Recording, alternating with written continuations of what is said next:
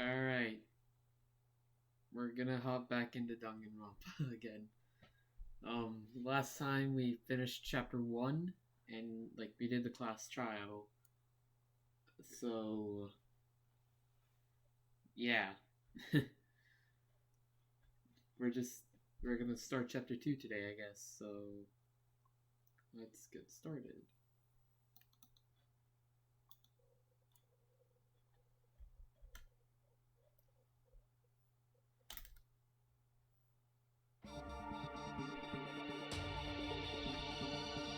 Crap, I gotta... Wait. I gotta connect my controller. Forgot to do that. Danganronpa.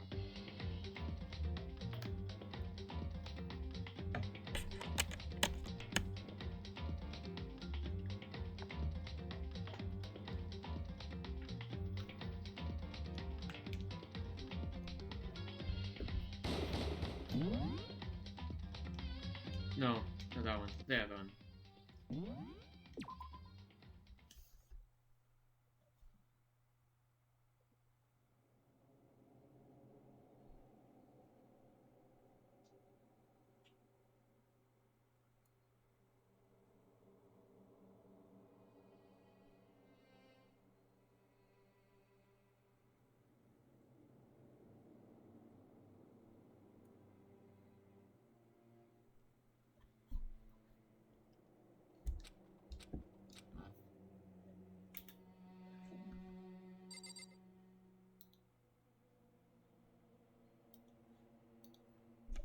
Hang on.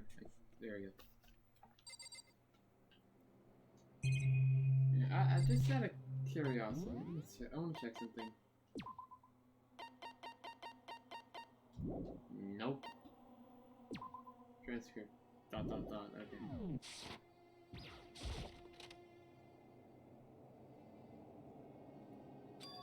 It's gone. She really is gone. It's almost like there is never anything there to begin with.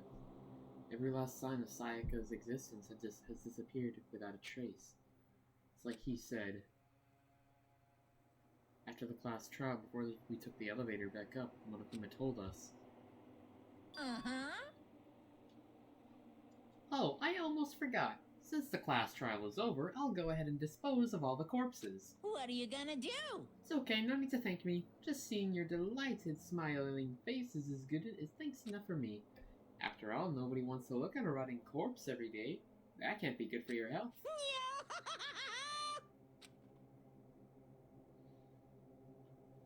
I didn't even have time to mourn Sayaka and Junko's deaths. I'm sure that's exactly why he did it. It's a bad joke, a sickening dream, but I have to accept the reality of it all. I headed back to the dining hall to meet up with the others. Sorry I'm late. So, Hey, are you okay, Makoto? Listen to me! You sure took your sweet time. I was just about to go and get you, and drag you back here. Sorry. So what happened? Was your room fixed up like you said? I imagine it would be pretty hard to sleep with a rotting corpse in your bathroom. Hey, come on. Jesus, that's fucked up, man. Why would you say something like that? My room was spotless. There wasn't anything left. Like the whole thing never happened. I see. It must be rough staying there, knowing what happened. Why don't you stay in Sayaka's room? Well, staying there with her scent still hanging in the air, that would hurt just as much. Plus, I've decided that I can't turn away from her death. Makoto. Hey, cheer up. Getting depressed isn't gonna help anything, right? If we all work together, I'm sure we'll find a way out of here. you got it! So everyone just try and cheer up and get back on track. Is that honestly supposed to make us feel better? Huh? We were already working together, and yet someone was still murdered. Anyone can betray us at this point. Now that it's happened once, it's a question of when, not if, the next one takes place. Yeah, because Sayaka made the first move. Well... But if we work together against the mastermind, nobody will have a reason to do something like that. Stop talking. Keep telling yourself that. I'll be over here in the real world. Damn! Working together, fighting a common enemy. Like it or not, it's not that simple. What do you mean? Are you okay with this? The mastermind seems to be much more powerful than we ever suspected. They took over Hope's Peak, which was supposed to be well defended, and modified it to fit their desire. They created Monokuma, which seems to be incredibly advanced, and they're providing for our every need. And the cherry on top is the execution we witnessed. Honestly. Everything has been planned down to the last excruciating detail. This is not the work of your everyday psychopath. Defying them may be too great a risk. So Then, what are we supposed to do? Anyone who truly does want to escape will just have to follow the rules. In which case, the only option is to deceive those around you and win the game. No. What? Know what? I can't take it. I don't want to live if it means killing someone else to do it. I don't want to kill anyone else. Huh? Anyone else? What do you mean? It's because... Leon died because we all voted for him, right? It's no different from us killing him ourselves. But... So, If we hadn't voted for him, then we would have all died instead, right? Isn't that what you wanted? That isn't what you wanted, is it? it would seem. She's right. If you heap that kind of blame on yourself, you'll turn into a full-fledged masochist. Chihiro, listen. You're not to blame. Not you, not Leon, and not Sayaka. The mastermind is responsible for everything that's happened. We had no choice but to vote. I can't imagine what would have happened to us if we refused. And in the end, it was Monokuma who ultimately killed Leon. So don't waste your anger on yourself. Instead, direct it at the mastermind.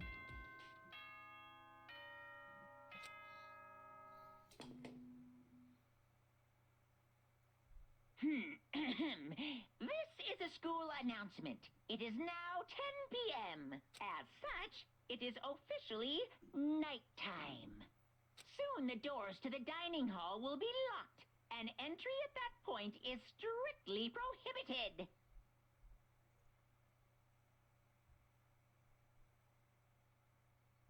Oh, and one other thing. It was totally obvious before that you were trying to make yourselves feel better and justify what you did. See you, don't see you, see you? That's about how much I can see you, even when you try to hide. Now pay attention and remember this well. The burden of judging others is a heavy one to bear, so be well aware of your actions. Order and stability rely on the sacrifice and responsibility of everyone. Okay then, sweet dreams, everyone. Good night, sleep tight. Don't let the bed bugs bite.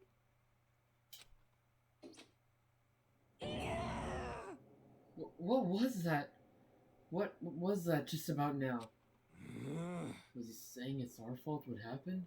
That's pretty cruel, man. Don't fuck with me. That piece of shit. Who does he think he is?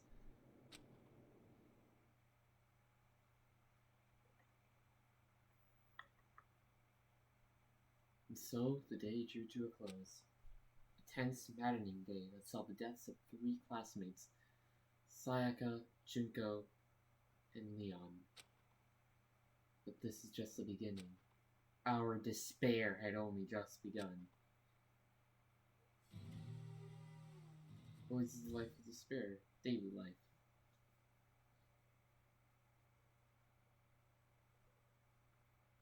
I woke up the next day to Monokuma's normal morning announcement. Then, he called us to the gym.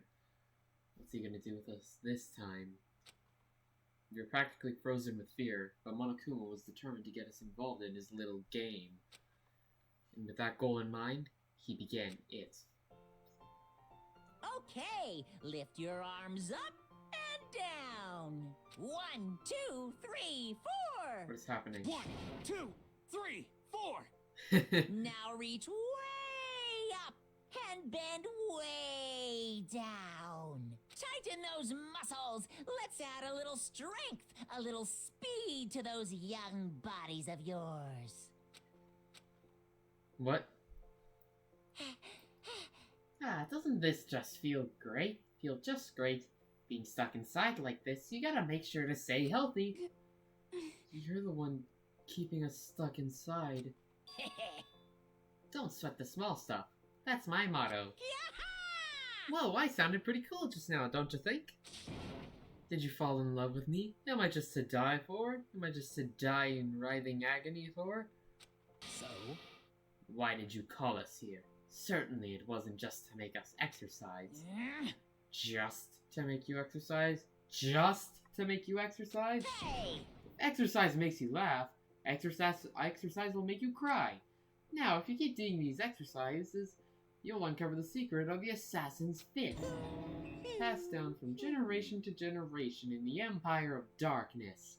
That power can be yours. That sounds like the kind of junk a middle schooler would come up with. It doesn't matter, just get to the point. Did you really call us down here just to exercise? Hey, Of course not. You think I have that kind of free time on my hands? Okay, so then... I'd like to make an announcement. Every time you overcome a class trial here at Hope's Peak, a new world will open up to you. What the heck? Whole new world? You guys? It'd really suck. Morning. It'd really suck if you had to live here forever with nothing new to stimulate you. Besides, I know how you kids get these days with your ADD and ADHD. I gotta keep you motivated. Very nice. So go ahead, look around all you want. Enjoy the brave new post-trial world till you explode. With that, Monokuma disappeared, leaving us even more confused than when he had shown up. I just woke up. No, you didn't. You did not just wake up. You were talking in the Discord earlier today, so I don't believe it. But holy world? Could it be... Is he talking about a way to get outside? I wonder about that. That seems unlikely. Piece of shit! Well, we don't know till we look. Hey! Whatever he meant, it seems he'll have to search the school one more time. You Oh, hear from me? a nap. Okay. Fair enough. That makes sense. I felt sick, so I slept at 6. Okay, fair enough. Okay, then. Let's split up and start investigating. When you're done, everybody meet back up at the dining hall, and we'll share what we found. You're basically a one-trick pony, you know that? Got it! More like a staple food source. Now let's get moving! Seeing his words after their signal, seeing his words as their signal, everyone scattered and left the gym.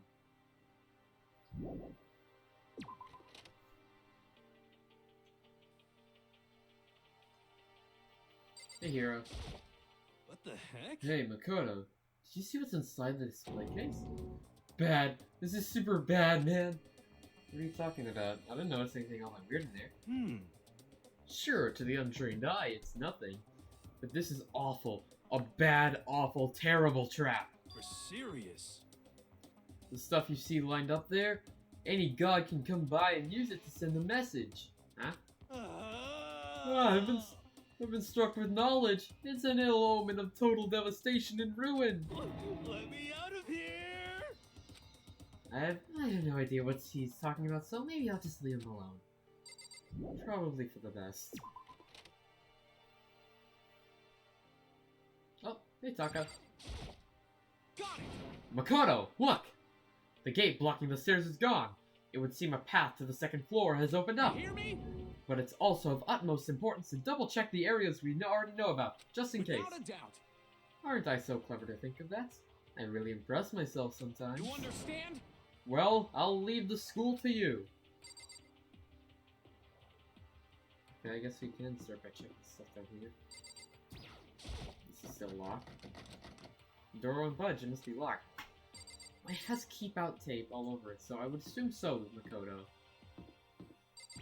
Hey Mondo. Yo. I went and checked the metal hatch in the main hall just to be sure, but Shit. just like I figured, it hasn't moved an inch. Shit. Yeah, I'd be surprised if he made things easy. You made things that easy for us. Hey, damn it. What? Don't make that face. You look like a... I'm not... no. You want me to put some fighting spirit in ya? Well, do ya? No thanks. I think I've got enough for now. Yo. Well, okay. I'm gonna look for another way out then. Alright, I'll let you look around for a second while I drink some water.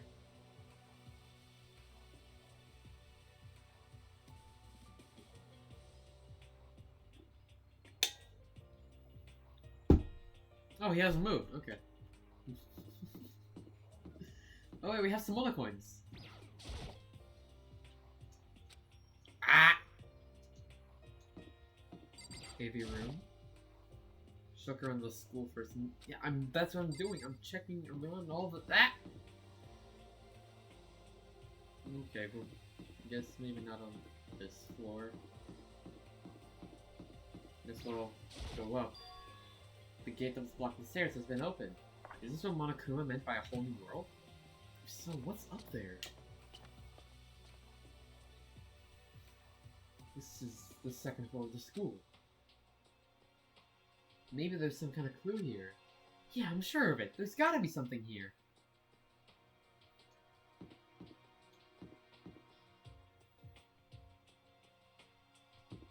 Okay. It's a pool. Second floor. Just a second. Gun. Oh, Makoto. Hey, guess what? Guess what I found? A pool. There's a pool here. A pool. Pool, pool, pool. You don't have to keep repeating it. I got it. Okay. And there's a ton of exercise equipment in the locker room. Sakura's gonna go nuts when she finds out. Yeah, you're right about that. Hina seems way more excited than usual. That's a gun. Is that a real gun? It's not like we're at war here. Why would we need something like that here? Gun. Is Junko still dead in the class trial stuff? Yeah.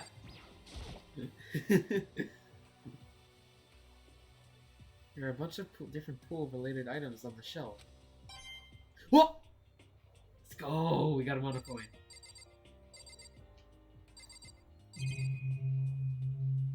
Let's talk to the pixels. The second floor has opened up. The living area has grown, and a number of facilities are now open. Whatever else is going on, I must admit, things have been made much more comfortable for us. Do you understand? If things continue like this, the occasional class trial may not be so bad. I'm scared. Hey, Chihiro. Hey, Chihiro, have you checked out the pool yet? No. I don't like wearing swimsuits. Fair enough. Yeah, you do seem like the type who might not be into that kind of thing. But Still, sounds like the locker rooms here have all the exercise equipment you could ask for. Maybe I'll give it a try. I kinda like to get a little stronger. You wanna get stronger? I have to say, that's kinda unexpected. yeah. But I'm not even brave enough to step foot into the locker room. Ah, you don't even want to go in the locker room? It's not that I don't want to, it's just... I don't get it. Is she afraid of locker rooms or something? That's a pretty weird phobia, though. Don't judge me, photo. Behind the store is the locker room? Yeah. Oh, and I guess you need your handbook to get into the locker room. Really? Of course. Really, really? If you want to unlock the locker room, you'll have to swipe your personal e-handbook across the card reader next to the door. However, to ensure maximum security within each locker room, only a boy's handbook can open the boys' locker room, and the same goes for the girls. And that's the bottom line. But What if someone opens the door and someone else sneaks in? Anyone who commits such indecency will be punished without mercy for their the scandal. The scandalous. No, the depravity. See, there's a Gatling gun. Yeah, no way, dude. That's it on the ceiling, right? Reveal. Ducka ducka ducka ducka. just a It second. better really hurt to be shot by a thing. I bet you'd be I bet it would kill someone to be shot by that thing. No, I think it'd be a little worse than that. Yeah. What if happens if someone loans their handbook to someone else?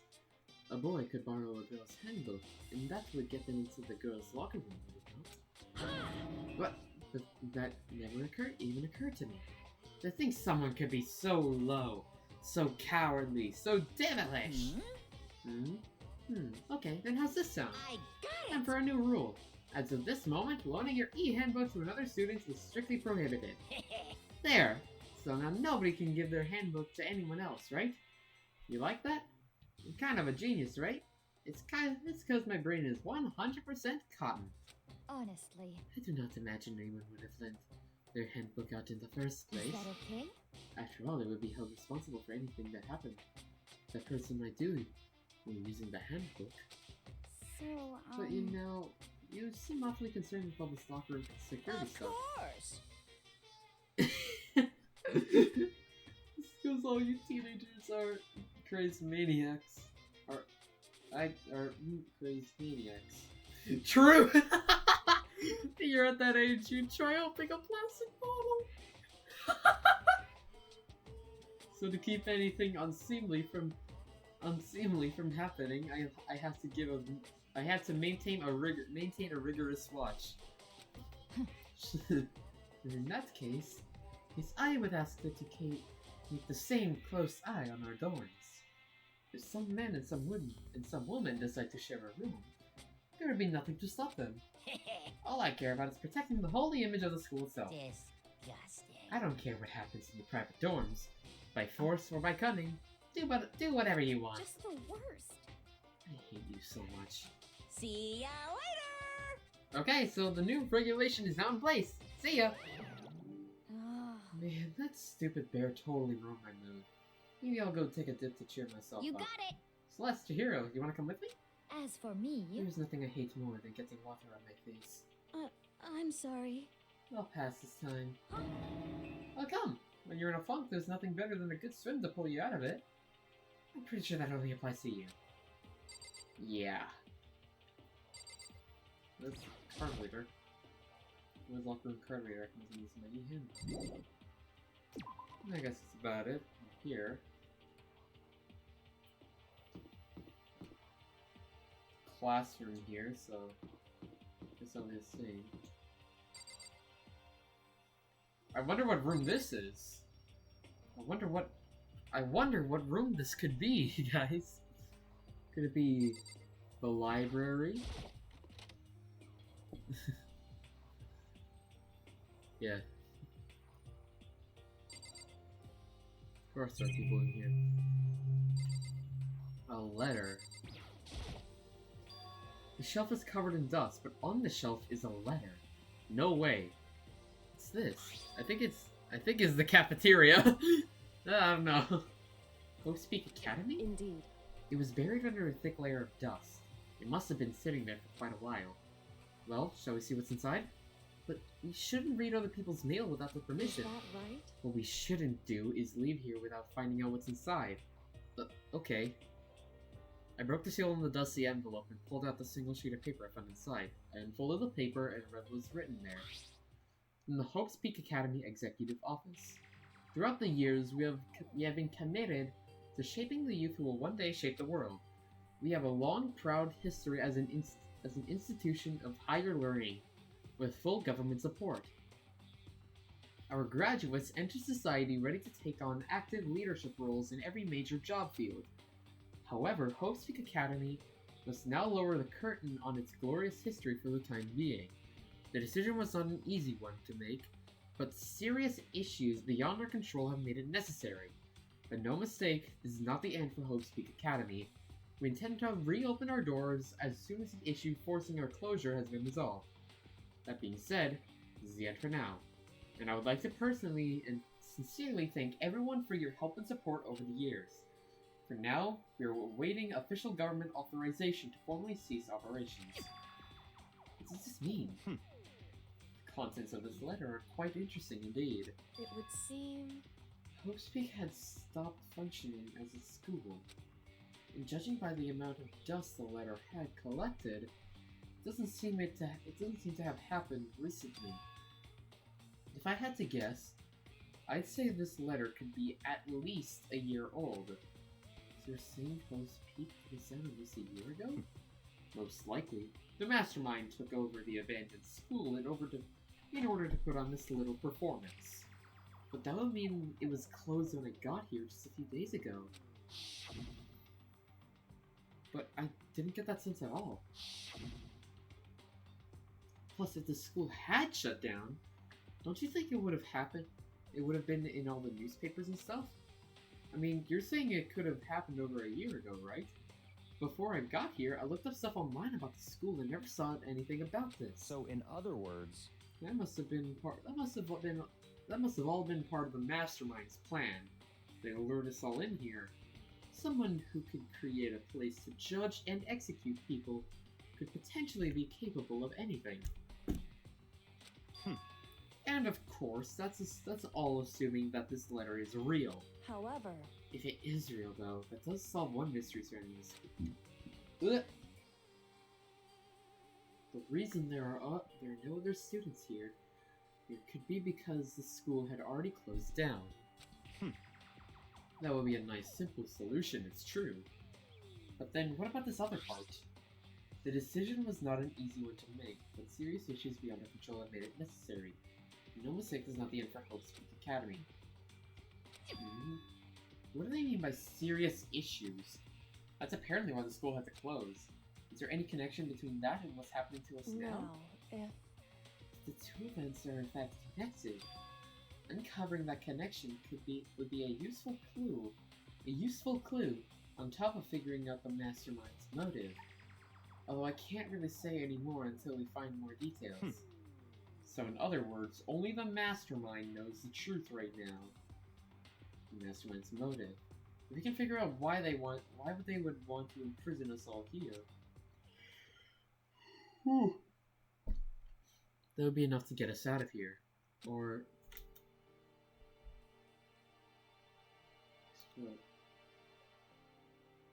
I'm honestly kind of debating, just considering playing the rest with mouse and keyboard, but... At the same time, I've gotten so used to controls, so yeah, let's stick to that. There's a lot of books here, so... Let's see what it is here. The shelf is packed tight with books, but looking at it, the whole thing is incredibly dusty. It looks like this library has been neglected for a pretty long time.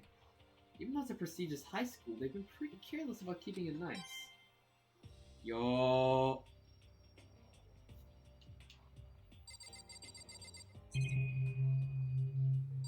Anything else?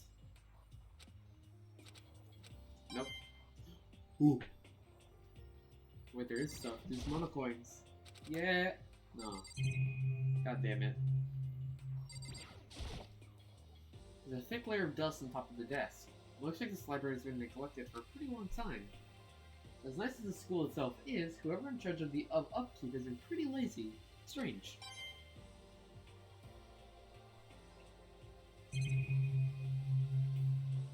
The laptop? It looks like a laptop. No way! The laptop looks pretty old and it's all covered in dust. so... It's broken. I tried pressing the power button earlier, but nothing happened. It's broken, huh? Too bad. I was hoping I could use it to go online and see what's going on in the outside world. If it's broken, there's nothing I can really do about it. Anyway, now we have a pretty good idea on what's on the second floor, but I didn't see anything that might lead to any kind of exit or anything. All I can do now is hope someone else found something worthwhile. Okay, I better head back to the dining hall as soon as possible. God damn it, I wanted to talk to the people. Should have done that first. Listen to me! Okay, ladies and gentlemen, how did it go? Did anyone discover any interesting news? Anything? Yes, indeed. There's a library! Okay. And a pool! A freaking pool! And locker rooms filled with exercise equipment! Well, There was not, however, anything resembling an escape route. Yeah, she's right. I see! Well, hey, there's no reason to get all sulky. Wait until you hear about my amazing Quiet down and discovery. listen! The warehouse and the bathhouse on the first floor of the dorms are now You open. hear me? And the warehouse is chock full of food, clothes, whatever you want. There's so much, it's insane. So go ahead and stuff yourself to the gills whenever you feel like it. Ha ha ha! Are you okay with this? Keep in mind, of course, that going out at nighttime is still prohibited. Please do not forget. Yo. Okay, and what about a fucking way out of here? You find anything like that? Oh, well, What? there wasn't anything in the What? warehouse we could use to get our asses out of here? Nothing? Unfortunately, no. Not that I saw. Hey, come on. You fucking people. What? Who gives a if we have a goddamn pool now? Or warehouse, or whatever the... Stop fucking around. We're still trapped in this place, in this piece of shit school. We need to find a goddamn way out. Now, there's no point in taking out your anger on us. Adaptation is the key, yes? For now, we must each find a way to enjoy our current situation. You piece of... Whatever you say, you freaking moan. For now, let's just continue our investigation. And let everyone know if you should discover something. So then. So, are we done for today? Yeah. Yeah, I guess so. The air seems to suddenly grow heavy again. What was this mastermind's plan? To give us hope? To give us hope? Just to turn around and betray that hope? Oh boy. Ah! Shut the fuck up, Josuke Salmon here. This as such, soon the... Oh, Shut up, Bear. We all promise not to leave our rooms during nighttime. There's not so much else to do. I guess I'll just go to sleep.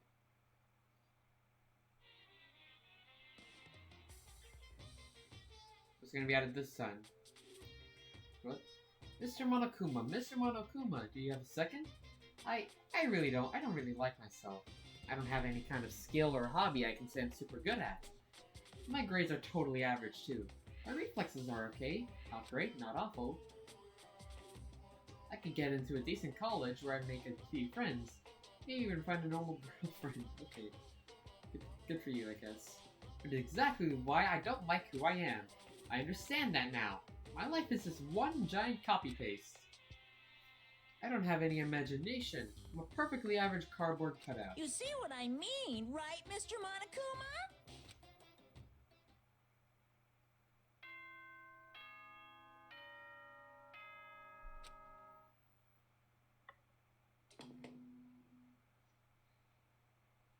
Good morning, everyone! It is now 7 a.m. and nighttime is officially over. Time to rise and shine! Get ready to greet another... Oh yeah. Oh, that's right. I wanted to let you know that your e-handbooks have been updated.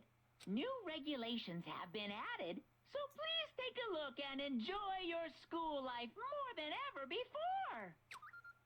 New rule has been added to the regulations menu.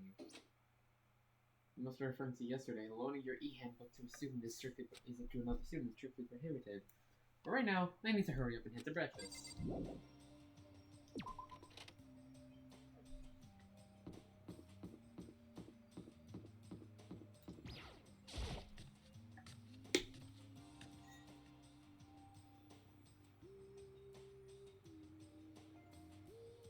Hey, Makoto. Morning, Makoto. Good morning. Is everyone here already? Yo. Nope. Still waiting on Byakuya and Taka. Byakuya is no surprise, but it's strange to see Taka's not here yet. Knowing Taka, I imagine he's trying to get the King of Tardiness up and out of bed. I'm sure they'll be here soon enough. Just be patient. Let's see. I don't mind waiting for them. But there is one problem, which is... I am thirsty. Hey, come on. How the hell is that a problem? Ifumi, would you make me some tea? Milk tea, if you please. Well, Why me?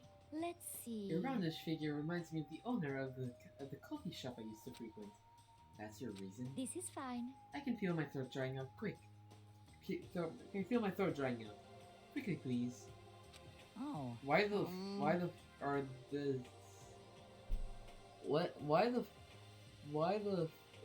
there two so far apart in the game in words? What? The... Okay, I cannot read what that says. Apparently,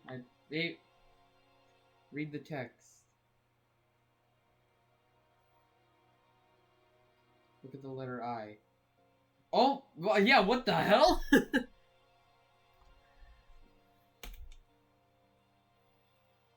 Yeah.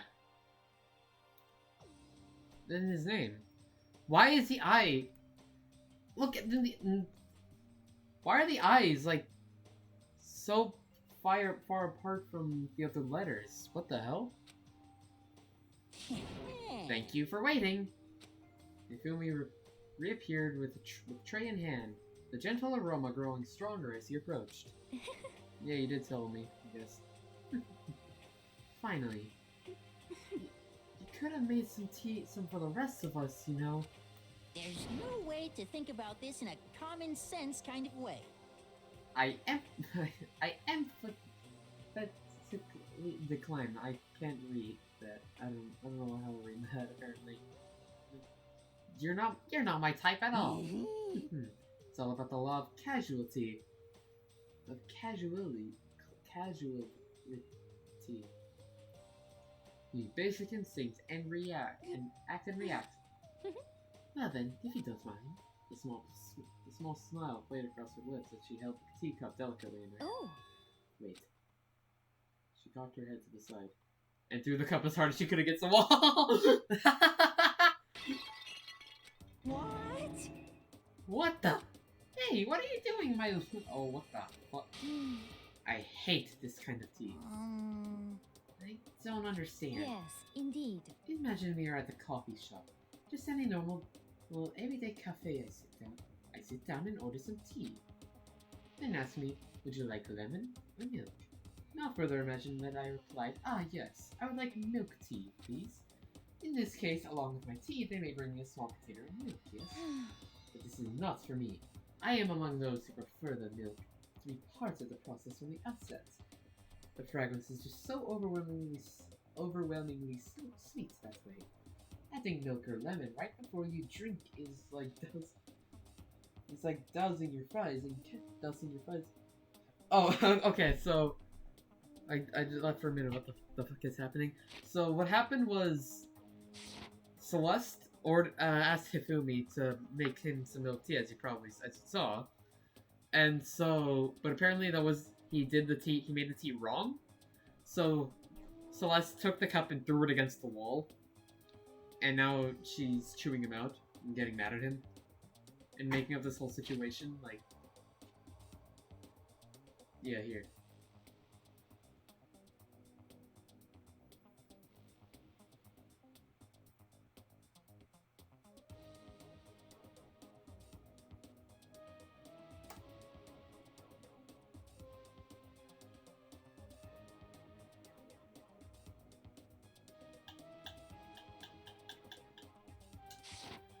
Yeah. So that's essentially what's going on right now. Whenever looking for a cafe, I would first review their menu to see if it offers the proper style of milk tea. When I cannot acknowledge any milk tea, it does not add the milk during the brewing process. If I had to describe our shared reaction to what we just heard, I'd have to go with wide-eyed bewilderment. I went to all that trouble to make you that tea, and you wanted me to go even farther? Yes, I realize it can be a bit of a hassle, even in cafes that offer proper milk tea. It is always more expensive than simple tea with milk. It takes more time to prepare, surely, but why even bother creating a menu if you're not going to offer me the highest level of quality? Or offer the highest level of quality? Well, we don't actually have a menu. You little bitch! Okay then. That does not matter, swine. Hurry up and bring me what I asked for. Say what?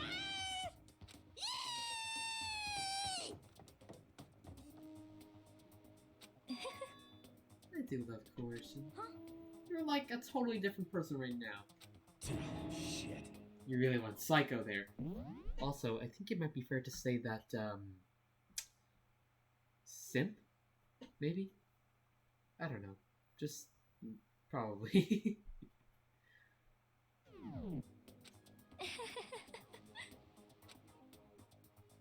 I knew there was more to her than when I first met her. I'd hate to have her as an enemy. Seriously, man, she's one scary chick. The dining hall's doors finally flew open, and the late arrivals came storming in. But, bad news, everyone. There's a mystery afoot. Huh? What happened? It would seem Byakuya refuses to leave his room. I stood there pressing his doorbell over and over, but he never showed himself. Maybe he just wasn't there. I think maybe... I'd like to think so, but I'm worried something might have happened to him. What he meant by that, he didn't have to say anything else. Everyone understood exactly what that might mean. It might be a good idea if we all split up and go look for him. Listen to me! Ah, I was just about to suggest the same thing. What's your problem? Stop trying to one-up everyone. Okay, then I'll go check his room one more time. I'm just gonna keep hammering that button till I get a response. Well then. Very well, very well. Then the rest of us can go check the rest of the building. Yeah, before it's, you know, too late. Anyway, we just have to do our best to find Byakuya. So where might have Byakuya gone? Maybe he went to go check out the second floor of the school again. And of course, Celeste is definitely waiting for her tea.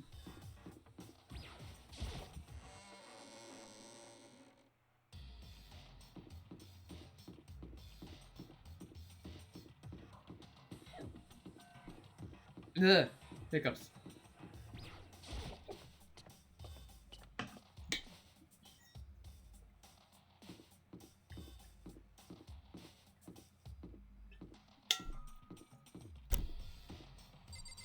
Library.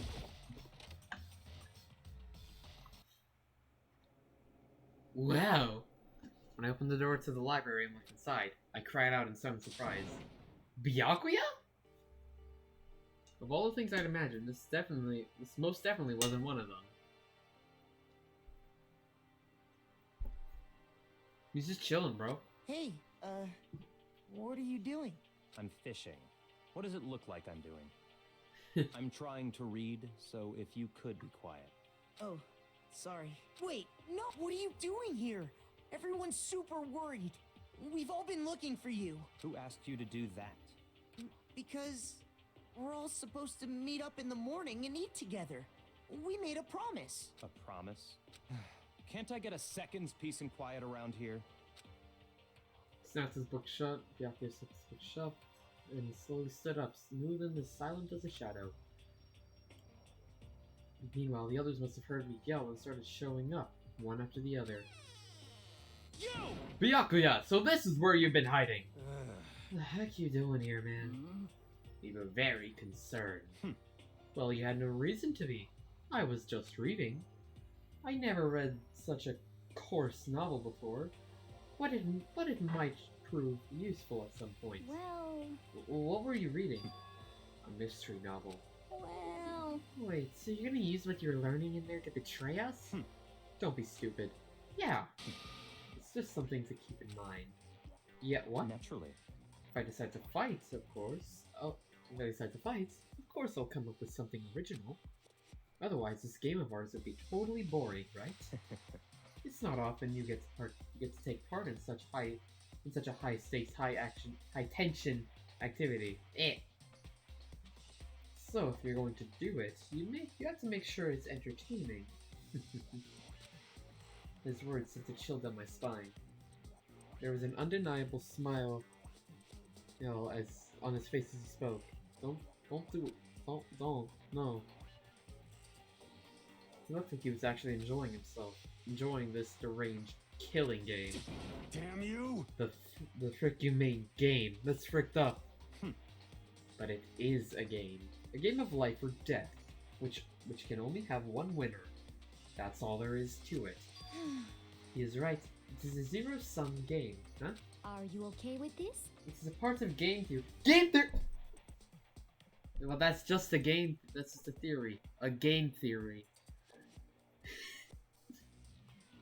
A mathematical model. In game theory, what we are going through now is called a zero-sum game.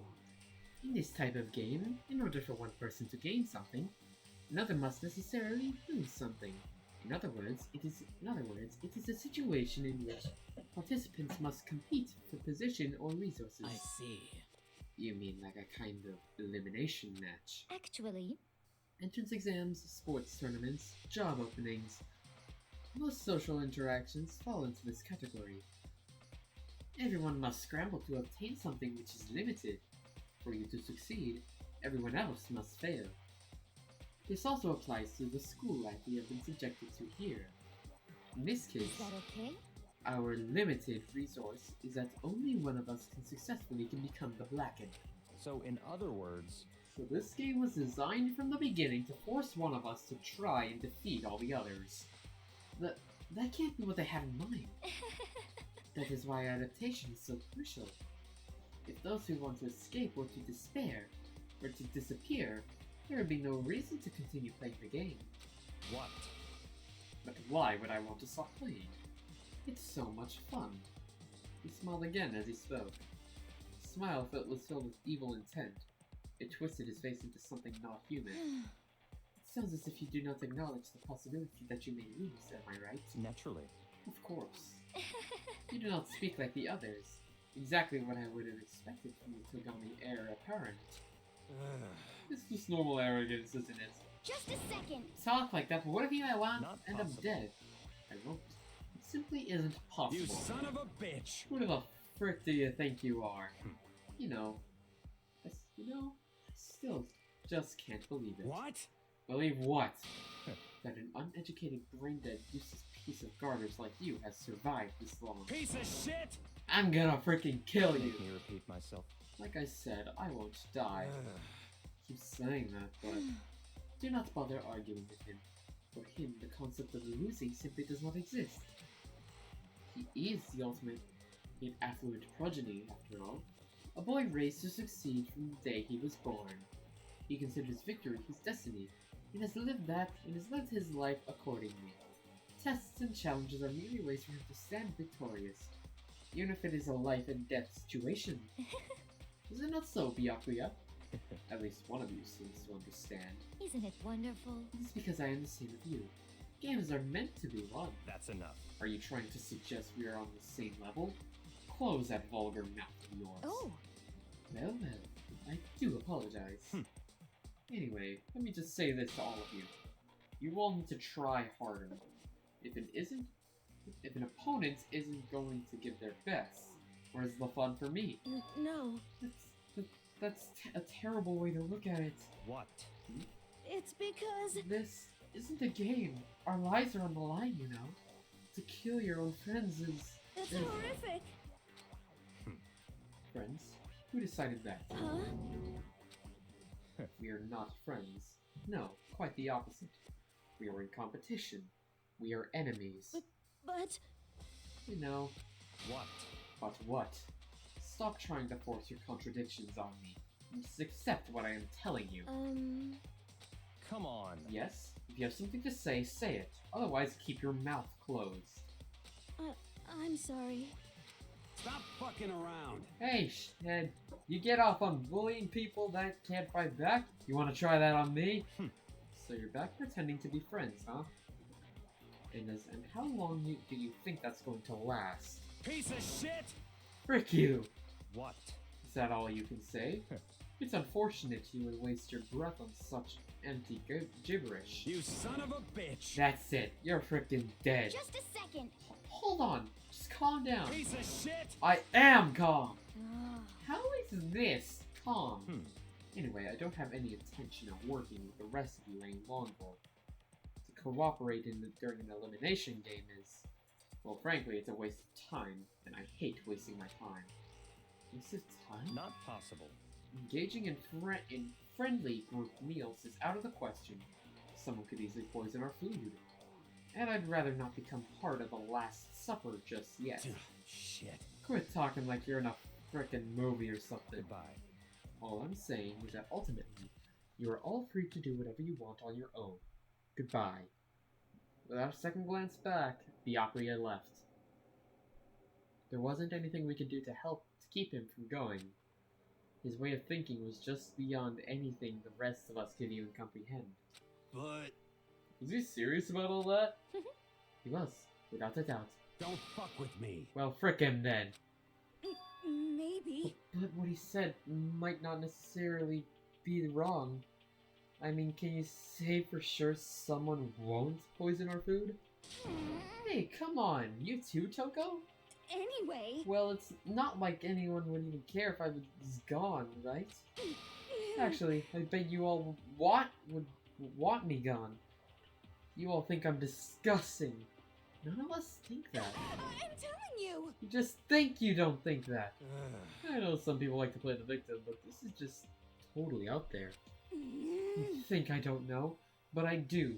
You want me gone. What the heck? I'm sure the rest of you want the same thing, don't you? Hey, Toko, wait! Just let her go. Once she gets going like that, there is nothing you can say to her back. Fair enough. Ultimately, our breakfast meeting came to an end, without answering any questions. Everyone headed back to their dorms, to their rooms. Their dorms, I don't know. Jeez, I'm tired already. But I don't have time to take even one day off. I need to get myself going. Alright, who are we gonna hang out with? Let's see. Toko's there. Of course. Celeste is in the dining hall. Stu in the pool, or in the pool part of in the hallway part of the pool. She's in the boys' locker room. Fortune is at the pool.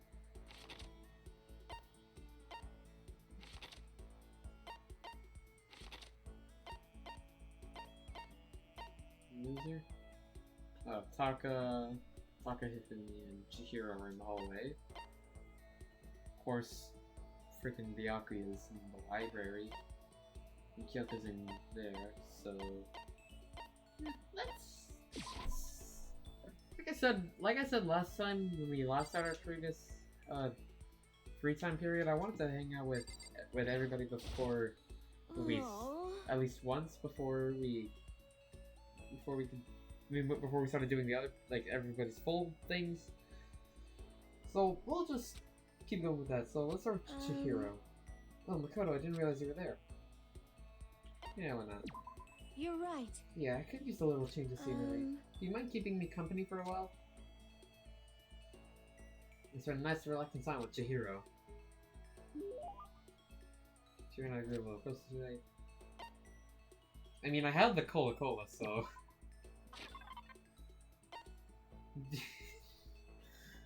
No, probably not a good idea.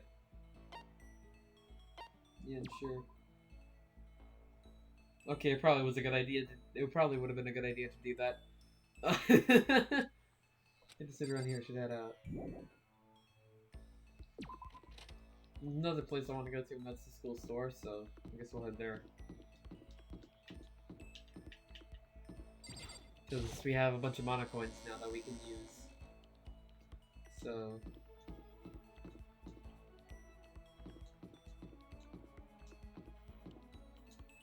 Oh god.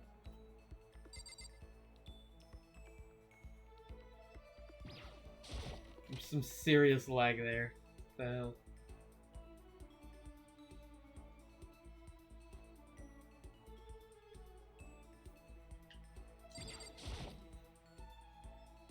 Yeah, give it a shot. I'm trying to remember the button to do, like...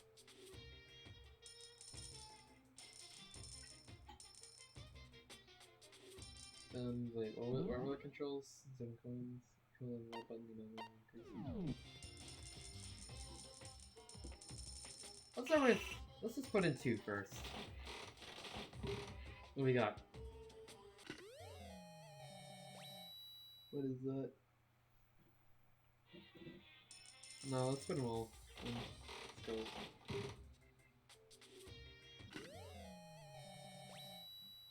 Oh no, okay, well...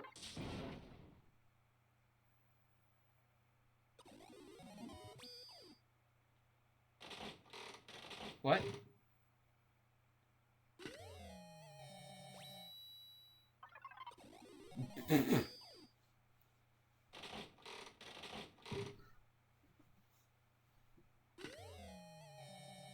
What is that? It's like, what? Okay. Okay, what do we get? Let's see, what did we get? Flotation donuts. I have a feeling I know who we can give that to.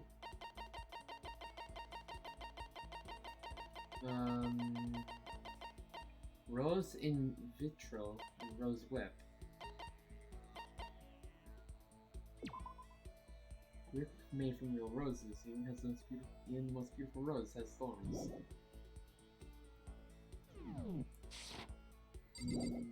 Okay. Where is everybody? Let's see. Yeah, Byaku's in there. Freaking course he is. He's there. Everybody's here, pretty much. Celeste, Taka, Chihiro, Mondo, Hiro, Hina, Sakura, Hifumi, Kyoko, Sako. Let's do Celeste next. Why not? Okay, like, there. Feeling maybe we can give. We've grown entirely accustomed to life here. In this moment, yeah, sure.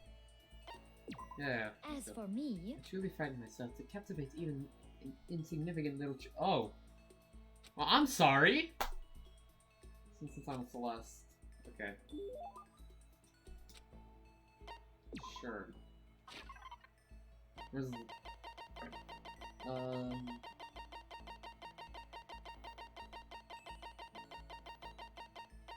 This. well, So I can have this? May I have to revise my initial impression of you.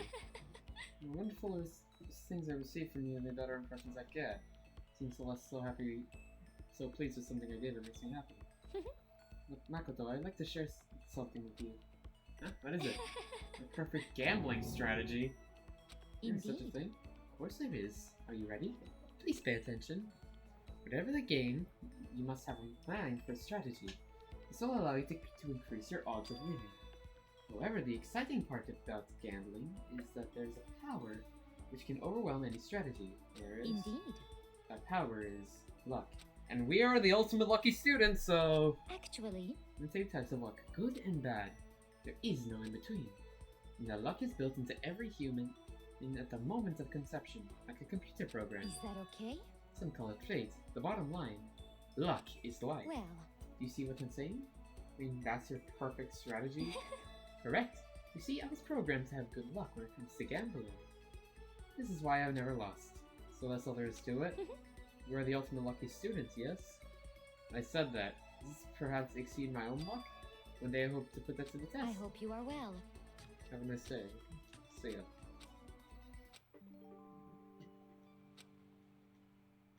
What? What? Skill point increase. Oh. Nighttime. Ding ding dong ding dong.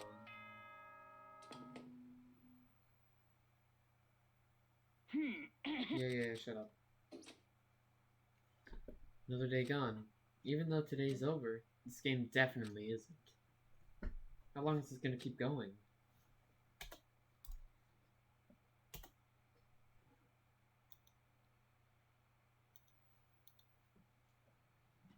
Oh god. Oh my lord. Whoa. Whoa. Lag.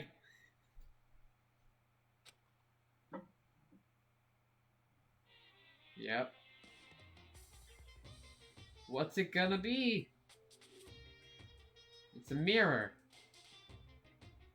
Never I spot a key. Okay. You know if I just give them this? Okay, you know what? I'm tired of reading those.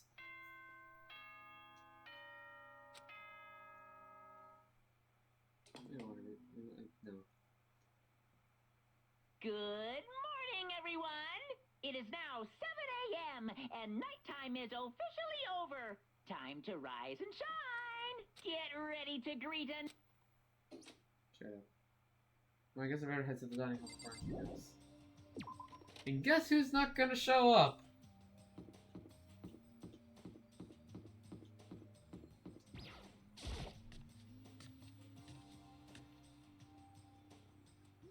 the breakfast meeting as always, but...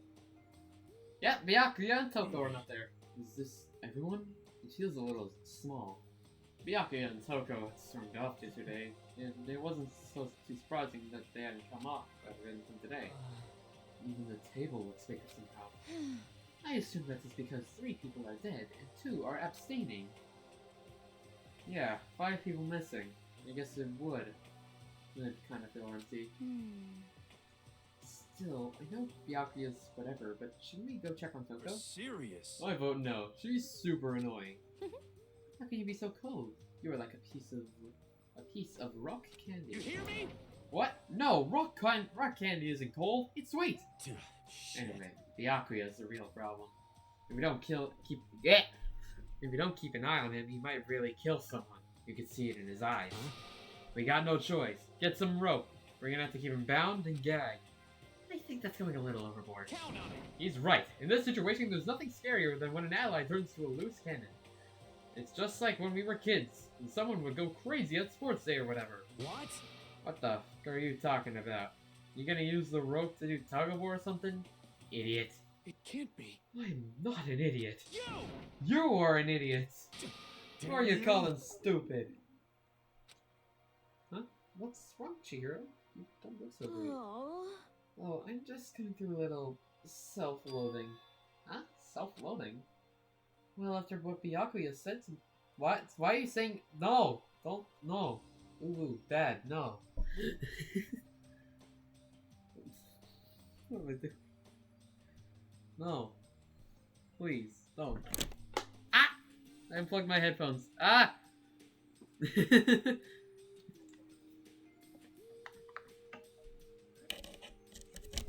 There you go. Well, after what Byakuya said to me yesterday, I was so nervous, I locked up. I couldn't say anything.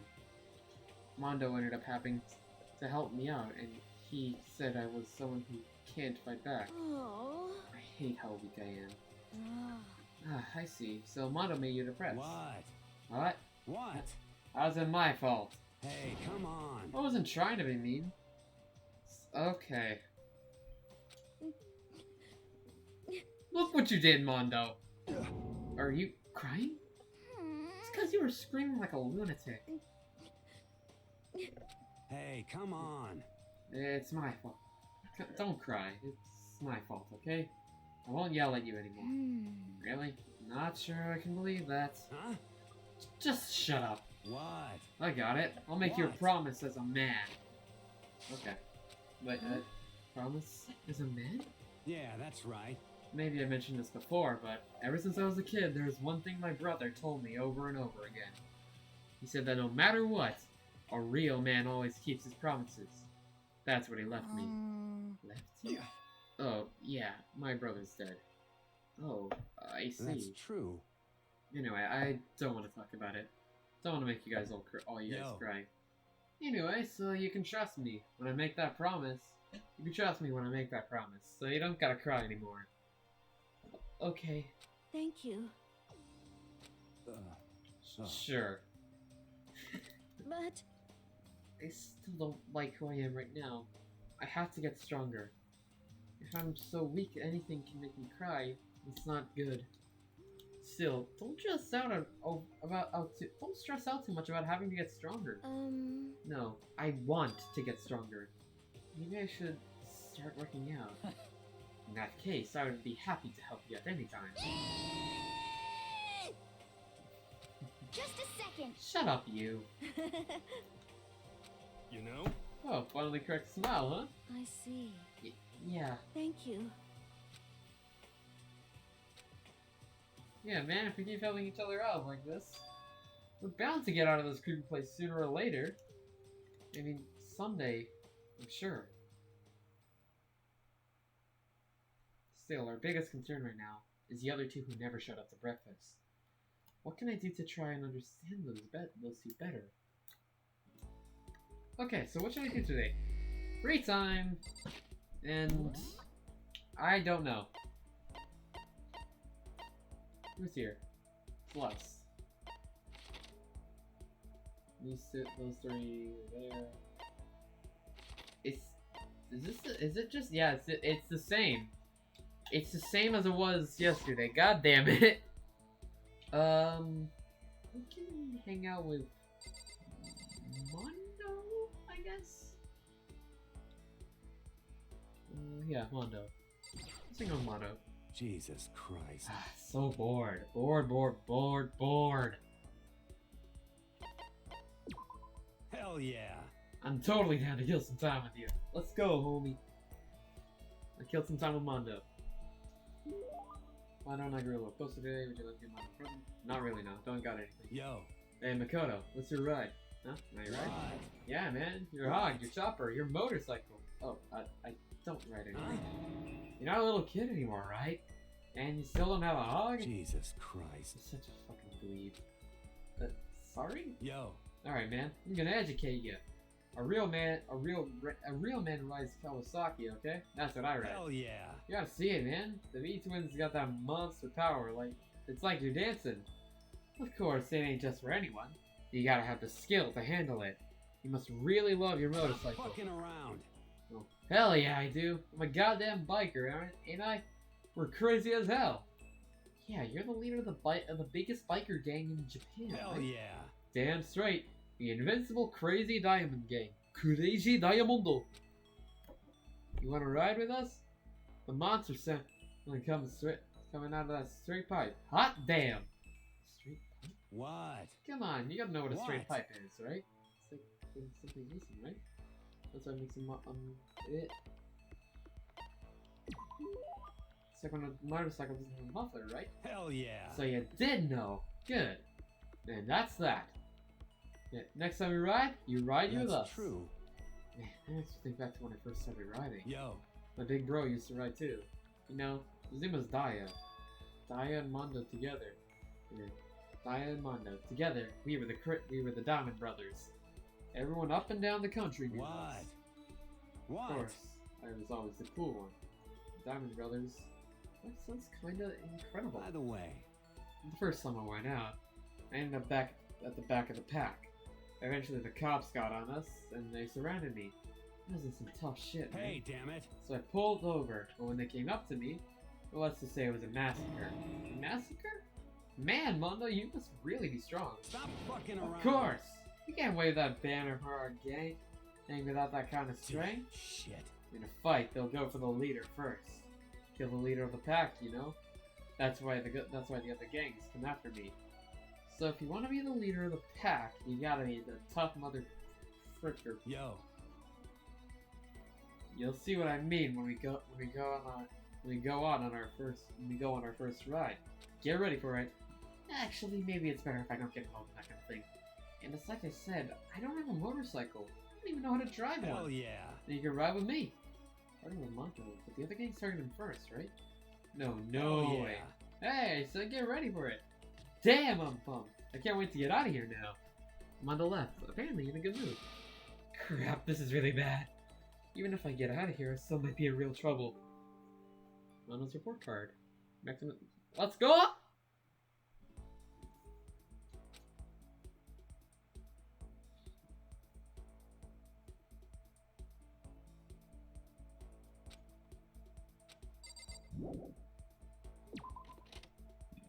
Look. Excuse me. Same as yesterday? Same as yeah, same as yesterday. You can tell already. Let me still check. Yep. Yep. Yep. Yep. Yeah, let's see what we have. Let's chill with Kyoko for now. Let's press the doorbell. Did you need something from me? Yeah, why not? So, I suppose a change of pace is necessary sometimes. that's fine. Fine then, why don't we take a little break? I spent some time with Kyoko doing nothing in particular. Kyoko and I grew a little closer today. I don't got anything. Are you scared, Makoto? Huh? Hey, Being trapped in a place like this? Who wouldn't be?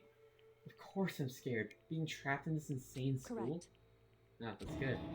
Good? So, Fear is proof that your imagination is functioning. Frankly, I feel bad for anyone who can't feel fear. Without imagination, you can never deduce which action to take next. What about you? You seem totally calm. You don't have to fight at all. Wrong. I'm scared too, of course. I simply hide my emotions. There's no advantage to be gained from letting others see how you feel. You hide, huh? Hide? Huh? Correct. What I mean is, I'm not as foolishly open as you are. Foolishly open? Listen. Also, the fear I experience is a little different from yours, I imagine. Huh? What do you mean? So... You're afraid of what you might lose, right? Correct. But I'm afraid of what I've already lost. I'm sorry, I don't understand. I know. She didn't bother answering any further. She just turned Goodbye. in. So yeah. With that, she was gone. While we were still getting to know each other, maybe we'll talk. Well, we're still just getting to know each other, so maybe we'll talk more next time. I don't think I understand her at all yet. Next one, our skill points increased. Go you. Once we were all done, I headed back to my room for a little while. And it became night. Yep. God damn it. Guess I'm feeling a little hungry. Better get something to eat before it's nighttime. I should head to the dining hall then, I guess.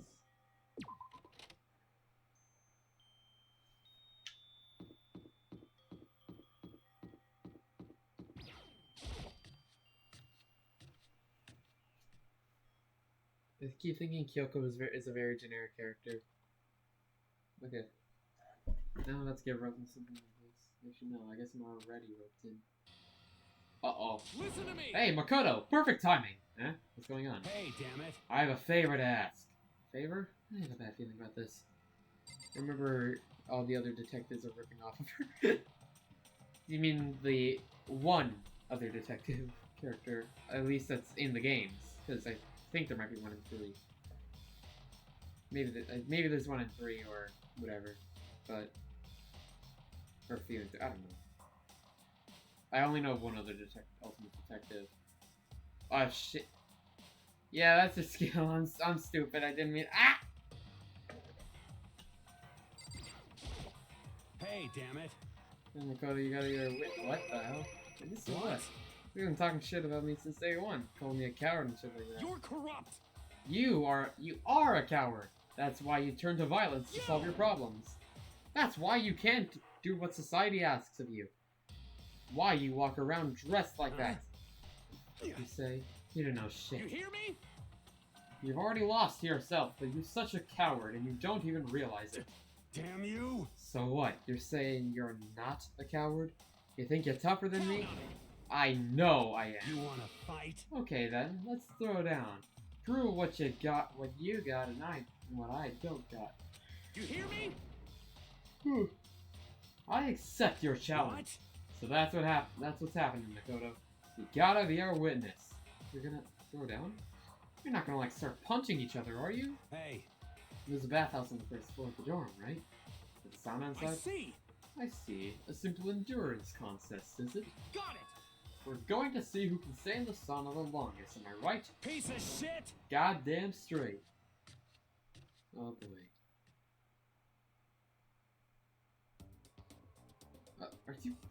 Are you guys really gonna go through with this? Stop fucking around. Yeah. You! It'll be done in a matter of minutes anyway. People like him are, without exception, all talk. You wanna throw down? Bring it on. Hell, let's make things interesting. Wouldn't want to win without a challenge, right? You son of a bitch! We're gonna battle with all our clothes on. Ridiculous! That's idiotic. Suicidal. You wanna fight? What, you afraid? You're going to regret this. Stop fucking around. Shut up and let's do this. Hey, Mondo, What, asshole? you can take off your uniform, you know? Go ahead. I won't judge. And you can shut the fuck up and mind your own business. I mean, look at you. Okay, Shido. Your face is all red. What are you, one of those goddamn hot spring monkeys? It just so happens I was born with a red face. You don't have to act all big, man. Act, you say? I'm still plenty good to go. I'm so good, I could eat a steaming hot bowl of soup right now. Oh yes, Shido and Mishima. Are they okay? I tried to push my concern aside. A few minutes passed, Then if it's a dozen minutes, then an hour. Don't you think it's about time you gave up? What about you? You can't even hardly talk. Dumbass. Say whatever you want. I'm still totally good to go. In fact, I'm starting to feel kind of cold. That's probably not good. Hey, guys, I know you both want to prove how big of badasses you are, but don't you think you've done enough? Shut up! Yeah, I guess I just can't win.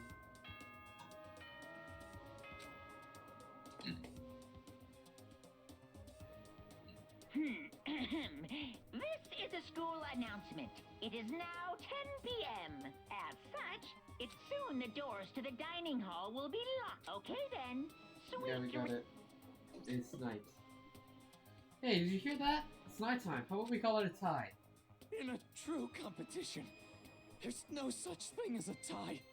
You win or you lose. That's the only thing that matters. Listen to you, you son of a bitch. Then bring it on. I'll push you right up to the gates of hell. Oh my lord. The gates of hell? That's not a good place to push someone. This isn't good, guys. Oh. Yeah, you hear him? Better crawl on back to your room. I'll let you know how it went in the morning. And then you can start spreading my legend. Come tomorrow morning. You'll fall down in front of me. Down on your knees. I'll show you. Well, big talk for someone whose face is about to explode. Right back at you. Okay, well, good night then. You really helped us if you don't overdo it. But I'm sure to the death? Nah, surely they wouldn't go that far. The concern stay with me as I slowly succumb to sleep.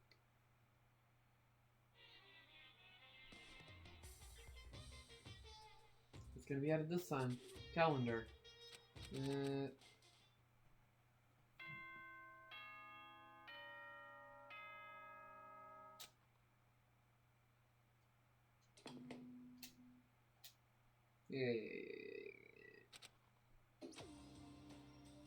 Morning, huh? Oh, Mondo and Taka survived. Worried about the two of them, I heard to the dining hall more quickly than usual, and when I entered... What are you talking about, bro? What are you talking about, bro? Oh, God. What the... Yo! Hey, Makoto. Thank you so much for acting as our witness yesterday. Are they friends now? Been like this all morning. They were all buddy-buddy as soon as I walked in. It feels gross. What? Feels gross? Hell no. Feels great, more like. It almost feels like sexual harassment somehow. Okay. Forget her, bro. A girl like her just doesn't get her manly bond. Oh my lord. You hear me? Oh, I love this arc so much. It's so good. Friendship between men is stronger than blood. Oh, okay. Ain't that right? What you said, bro. That was cool as shit. I should get a tattoo of it. Without a doubt. No, bro. Body's temple kid. Okay. So, who won the contest? Piece of shit! Who gives a shit? Got it. Yeah, don't ask stupid questions. What matters is that we both took part in it together. That's completely different from what you were saying last night. Friendship between men seems very simplistic. Nothing much like what I'm used to with girls. Yeah, for real. All throughout breakfast that morning, the room was dominated by Mondo and Taka's overpowering brotherhood. All in all, it was a pretty unfortunate experience. Oh boy. Ay, ay, ay. What should I do today? Huh?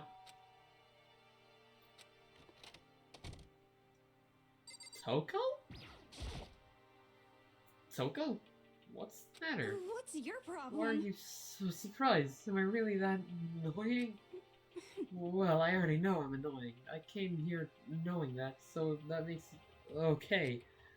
No, you're not annoying. I just wondered what was going on. I have a favor to ask. I want you to go somewhere with me. And where is it you want to go? Well, The library. Huh? Are you looking for a book or something? Why don't you just ask Byakuya? He spends all his time in the library anyway. Did I say something wrong? You're not a blabbermouth, right? This has to be a secret. Honestly, I have no idea what you're talking about, but if you want me to be quiet, I'll be quiet. Then let's go to the library. Okay, I got it. The library.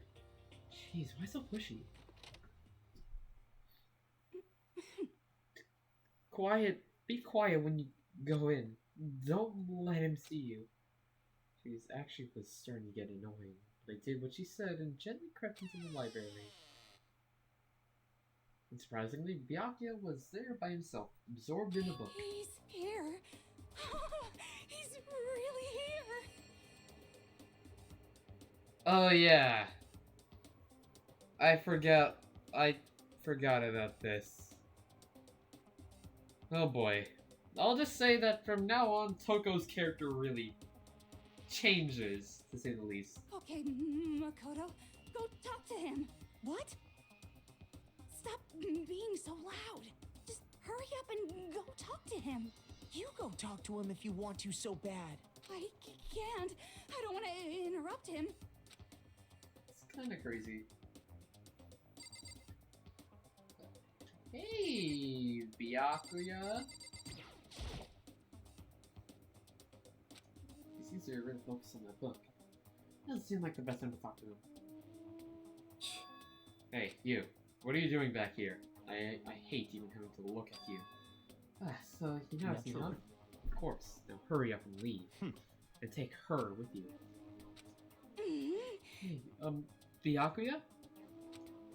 Remember how you said, don't be a woman who dominates weak men? Be a woman dominated by strong men? What? I never said that. Well, actually, I thought it sounded like something you might say. Get out. And go take a bath. You smell. Don't make me repeat myself. Don't make me say it again. Go now before your stench latches onto the entire room. Okay. Alright, that happened. He really dug into us there. Maybe he's in a bad mood. He seems super depressed. Did he really upset her that much? Byakuya, to go that far.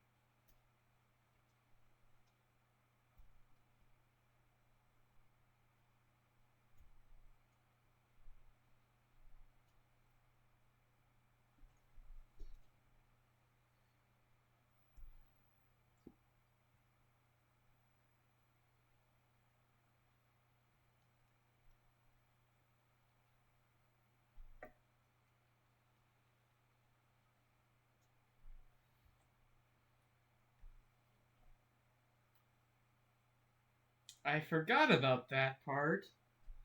This... Oh boy, I'm not excited for this part. What... Okay.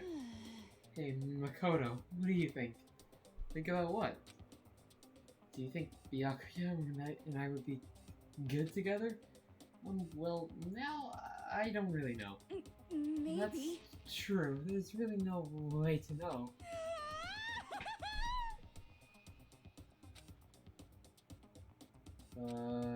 Okay!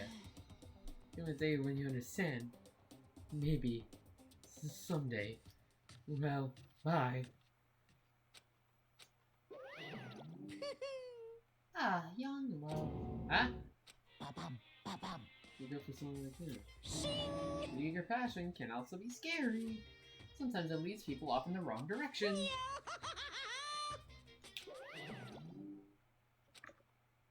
All of a sudden, I feel exhausted. Maybe I'll head back to my room for now. Yeah!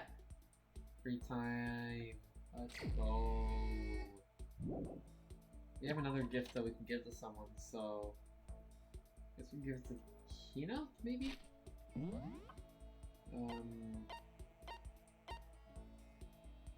Actually... I want to try to get the first bit of dialogue with Chihiro again. Because I just saw we get like skill point increases or we get a skill for using class trials, so yeah. I wonder how the teddy bear actually operates. Could you roll it in? Yeah. Sure.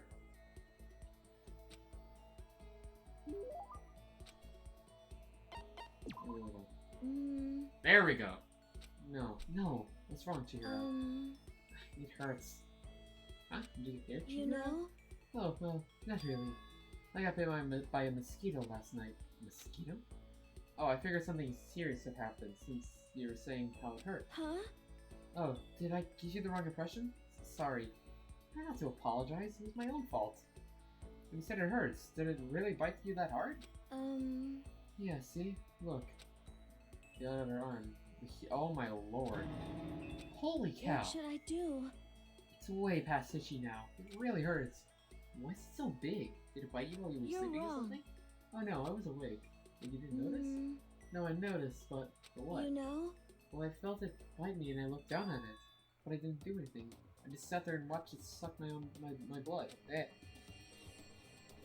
What? You just watched? Why didn't you smack it? Huh? Because I would have killed it, right? Well, yeah, but You know? it must have been really hungry to suck that much blood. If it was that hungry, it would have been really sad not to let it have anything. But it's just a mosquito. Mosquitoes are living things too, though it might have its own mosquito family. Sorry, I know that's dumb. No, really, don't have to apologize. Just don't go scratching it, okay? That'll just make things worse. But But what if it gets so itchy and I can't take it? Well, if that's the case, just tip your fingernail and push into the bump. That'll help. huh? Wow, I had no idea. You're so smart, Makoto. Yeah. Anyway, don't you think that's kind of strange? Huh? What is? You know? Well, this school's completely sealed off, right? So how did a mosquito get in? Maybe somewhere where bugs can live and grow? Like some kind of nature-y spot? A nature-y place in school. Well, I can't say for sure that there's not. Or maybe there's a secret passage somewhere that leads out of the school. Secret passage? Well, even if there's not, I'm sure we'll get out of here somehow. As long as we all work together, I'm sure we'll be fine. Well, I'm sure we'll be out of here in no time. You're right. Working together is super important. But Of course, I don't know how I can be useful. I'll probably help just weigh you all down. It's not true. It makes me feel way better knowing you're here to help. huh? It does? Really? Yep. So let's all do our Thank best, you. okay? Okay. Thank you, Makoto. Alright, what do we get? Okay, skill points. Sick. Let's go. So we have any new skills to use to add to help with that?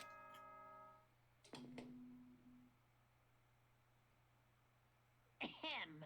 The school announcement. Nighttime is quickly approaching. But before it arrives, all students, please gather in the gym immediately. Emergency! Emergency! Uh-oh. Gather in the gym? Why now all of a sudden? I really don't like the sound of this. I have a terrible feeling. Me too, Makoto. Thank you for leaving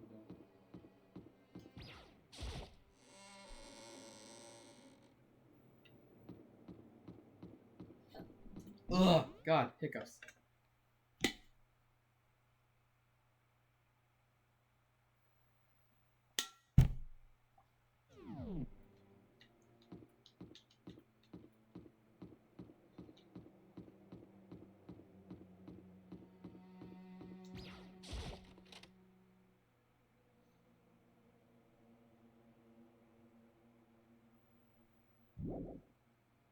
No.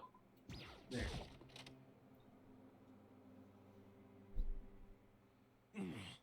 Asking us to gather together all of a sudden like this? What could he possibly Well. want? Indeed. What might await us this time?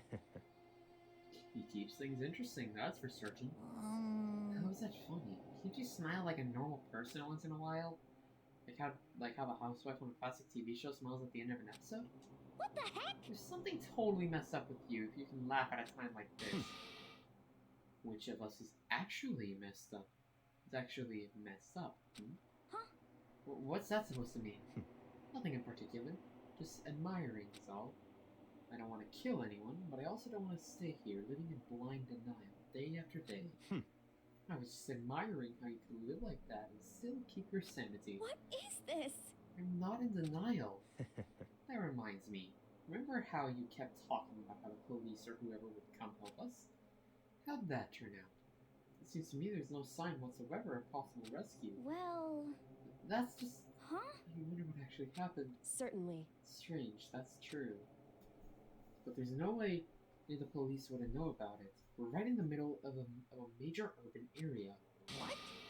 The police suck! Hmm... On the contrary, Mastermind maybe just that powerful to take control of even the police. Could it be? Well, this might not be related, but don't say it. Nope, gonna It's say it. not like some occult It's about mystery. It was about last night. I was near the main hall, just staring off into space. And all of a sudden, I heard it. Huh? You heard what? It's A sound that I don't really know what it was. What kind of sound? Well, like I said, I don't really know. If I had to describe Could it, it be? it was like a construction site, I guess. A You're construction site? serious? I mean, I could just be making that up.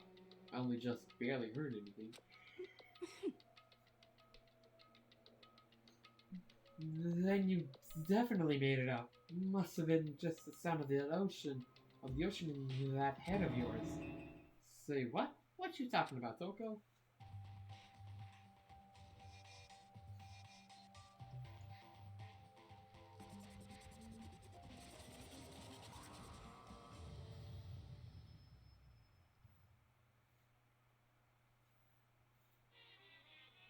Whew. He's arrived. What Hero heard wasn't the sound of construction, but it could have been an explosion. Huh? Or maybe a machine gun. that can kind of sound like construction in a way. What are you talking about? Beyond this point, my mouth is zipped. My lips are sealed. I'm fully puckered. It's a secret. It's a secret little secret. And? Fine. Then let's move on to what you can tell us. Why did you call us all here? Say what? You don't beat around the old bush, do ya? Ready for me to get to the point, huh? If you please. Before that, you mind if I vent a little? I'm low on energy these days. My stitching's even losing all its shine and luster. I'm thinking it's probably because of this ho-hum boring old everyday life. I'm looking for something with a little more stimulation. Something rife with danger and intrigue. Yep. Listen, can I just be frank? Today, The I'm next- feeling black. What did he just say? The next Blackened hasn't showed up yet. And I'm getting bored. Hey, So I've decided to come up with a new way to motivate you. Motivate? Is it another set of videos or something? Are you gonna show us some demented thing to try to drive us all to murder? damn it! Drive you to murder? What's that mean? What a mean thing to say. Just awful. You hear me? I don't know what you've got planned, but we're not gonna kill each other anymore. Got it. No matter what you do, I swear to God we won't. That's very big talk. Do your very best to back it up, okay? Now then, with your permission, let me begin. So this time it's Ba-bum. embarrassing memories and secrets. As long as you're alive, it's a given that there's things you don't want other people to know about you. So I did a little investigating of my own, and I dug up some of your darkest secrets. And those embarrassing memories and secrets are all contained in the envelopes I have right here. I'm going to hand them out now, so take a second to take a peek. As Monokuma spoke, he tossed the envelopes at her feet. I quickly snatched up the envelope with my name written on it. I nervously pulled out what was written inside, and my entire body suddenly went rigid. Makoto wet the bed until he was 5th grade. What? How? How'd you find out about this? Everyone started talking about it at once. You have 24 hours. If someone doesn't become blackened by then, all your deepest, darkest, most embarrassingest secrets will be exposed to the world. Maybe I'll roll by a crowded intersection in a van, strapped with loudspeakers, and spill the beans. Wouldn't that be so embarrassing? So that's what you can find out of it. Yeah, you got it. They're all pretty unpleasant, trust me. None of you want me to reveal that stuff, right? It's definitely something I'd rather people not know, but we never kill over something like that. What? What did you say? Count on it. He's right. Your plan is doomed to fail. No one's gonna murder someone for this kind of thing. This is kind of depressing. Oh no. Is it because, for better or worse, your memory's still a way to connect to the outside world? I have stuff I wouldn't want anyone to know, no matter what, so I assumed you would all be the same. Which is why I put so much effort into preparing this next motive. Man, you're saying you really won't kill each other over this stuff? That just sucks. Well, what can you do? Okay, then in 24 hours, I'll just expose your secrets just to make myself feel a little better. Okay. So sad, so depressed. Fare not well. With an almost convincing look of depressed dejection on his face, Monokuma receded into the gym steps. So, I didn't know what to expect at first, but maybe we dodged a bullet. I mean, yeah, having those secrets revealed is gonna be totally embarrassing. But that's seriously not enough to give someone a reason to kill, right? Listen to me. Good news, everyone! I have a brilliant idea! Why don't we all just confess those secrets in those envelopes right here and now? Without a doubt. If we do that, any all motive for murder will vanish. That's pretty smart, right? Quiet down and Okay, listen. so my embarrassing thing is, I don't want to hear your stupid story. Besides, I don't want to talk about it. I don't care what anyone says. I don't want to talk about mine. as for me, Neither do I. Not because it's unpleasant, but because it is impossible. Oh? Well, it's just human nature to want to hear it when you say it's impossible. Come on, it'll be good for you.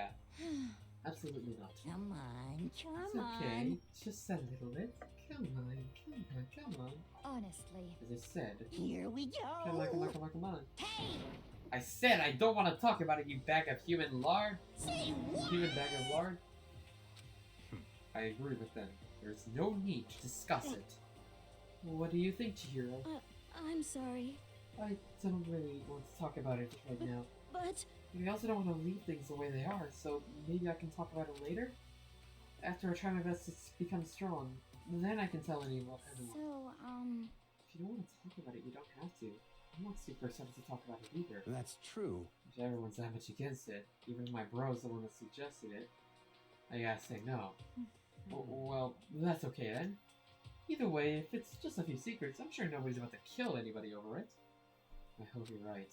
Secret's so bad you kill someone to keep it? Nobody's got something like that, right? Okay, I'll stop with all the secret talk, but You hear me? each of us has 24 hours to get ready. Having our secrets exposed isn't going to be fun, but it's not like we're going to die because of it.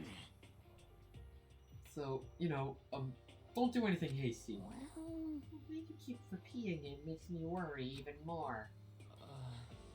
Okay, sorry. I know it's gonna be tough, but...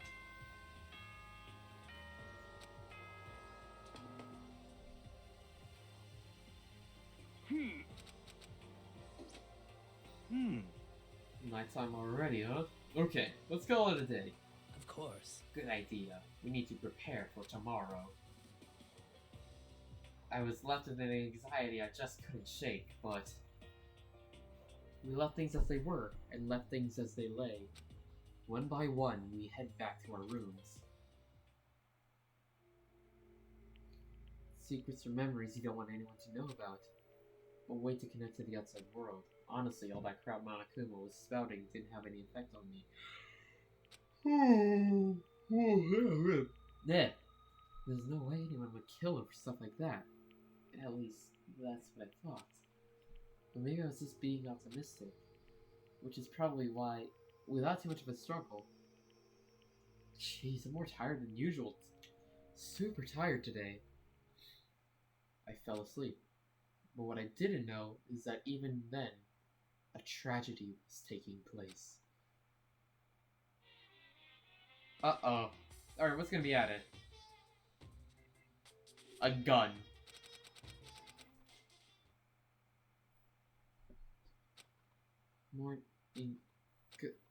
Good morning.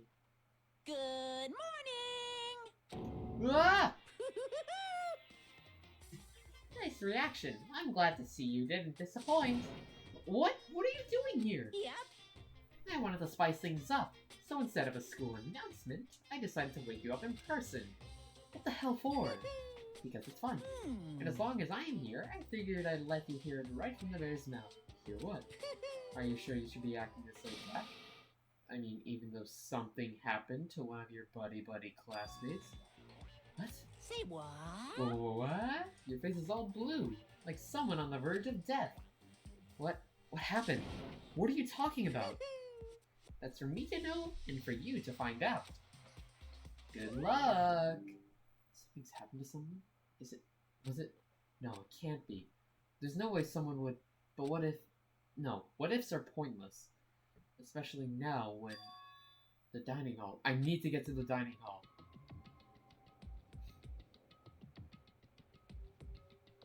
Yo, Byakuya is here? Are you okay? Hey. Did Monokuma talk to you too? Hiro, Hina, Sakura, and Byakuya. You're the only ones here? Where's everyone else? Either they're already off trying to verify... Wait, what did he say? They're already off trying to verify what Monokuma said. Or they've fallen victim to the something that Monokuma mentioned. The something? Perhaps. It can't be. Has it happened again? Murder? After hearing what Monokuma had to say, the worst possibility forced its way into my mind. It took everything I had to drive that thought away.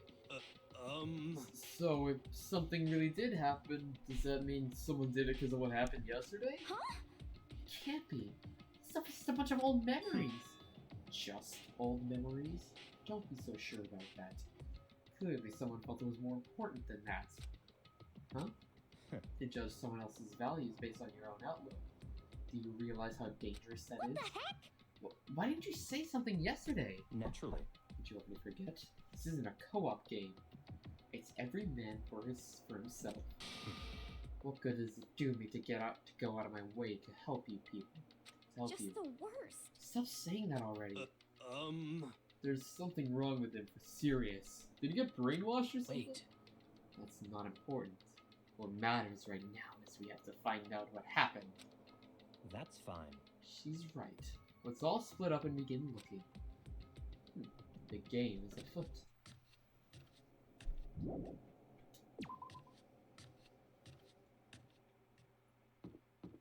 Definitely probably won't be here. Even here. Pro tip, whenever something like this happens, whenever like it's like, oh, someone might have been murdered, there might be something going on, maybe murder. It's always usually in the new area that you unlock. So, yeah, just a pro tip. So, I guess let's start with the pool. Or almost always, at least.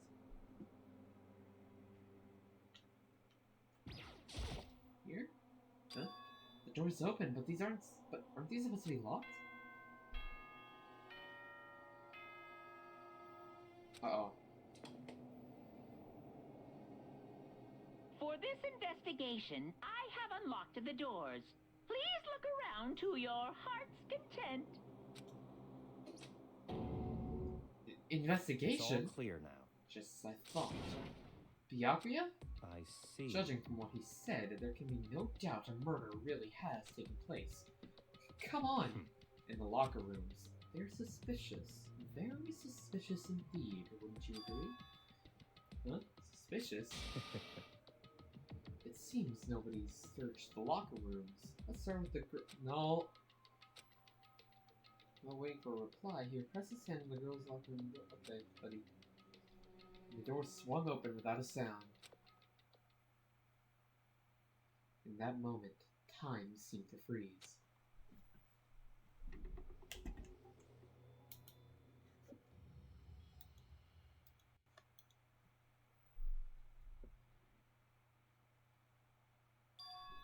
What? I don't know how long it took for me to fully comprehend the reality of what I was looking at, but as soon as I did, a wild, almost primeval scream escaped from my mouth.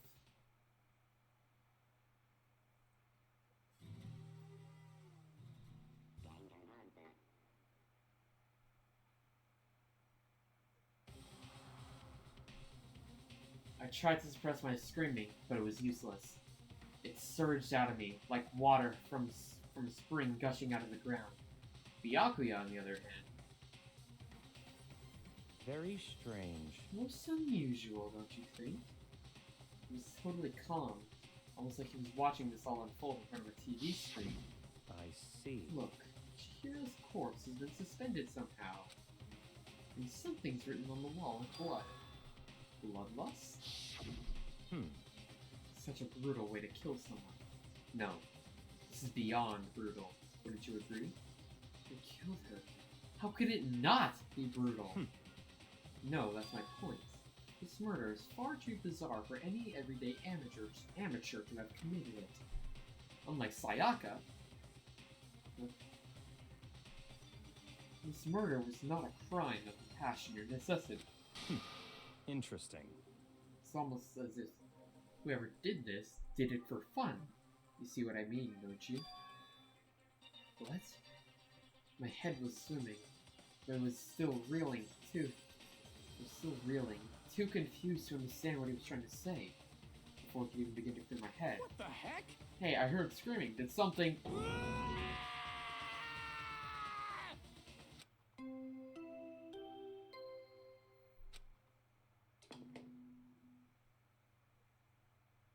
A body has been discovered.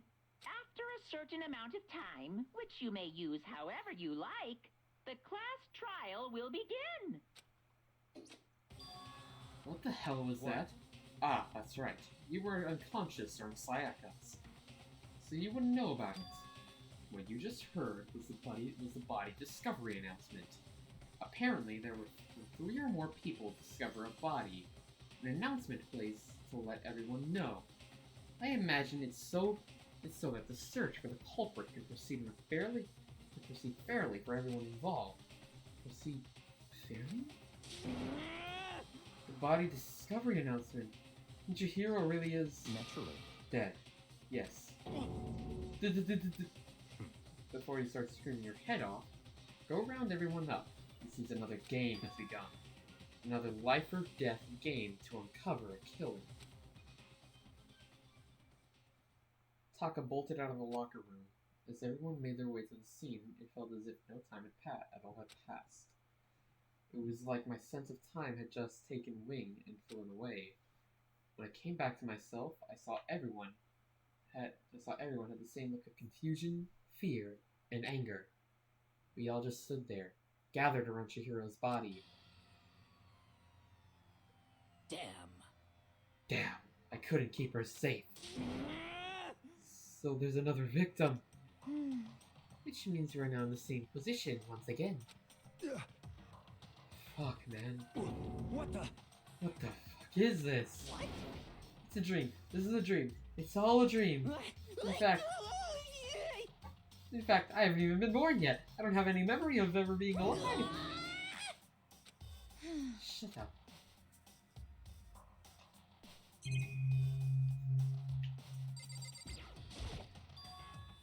word bloodlust is written on the wall in blood. So... I don't think it's any kind of dying message. It's just too strange. But you know, that thing about writing bloodlust in blood, doesn't it sound kind of familiar? The murderous fiend who kills again and again using a bizarre and brutal method. At the scene of the crime, the word bloodlust is written in the victim's own blood. They're like a ghost, attacking suddenly, then slipping away before the police can catch up to them. What nickname did the internet give to this mysterious serial killer? What? Genocide Jack! Genocide Jack, the murderous fiend whose grisly attacks were famous all around the country. The ultimate murderous fiend, creating a reputation of downright cruel killings. What is this? Then this is some copycat killer trying to imitate Genocide Jack's style? Why would anyone do that? Perhaps it's the work of the real Genocide Jack. What? The real? Wait, are you saying Genocide Jack is here in the school? No way! But going so far as to write bloodlust at the scene. I'm surprised at their stupidity. Well. I can't imagine a worse situation than dealing with a stupid murderer. What is it now? Toko! Tina was pointing toward the entrance of the girls' locker room. Toko was the last to arrive, and she was just standing there. No, why? Why? Why?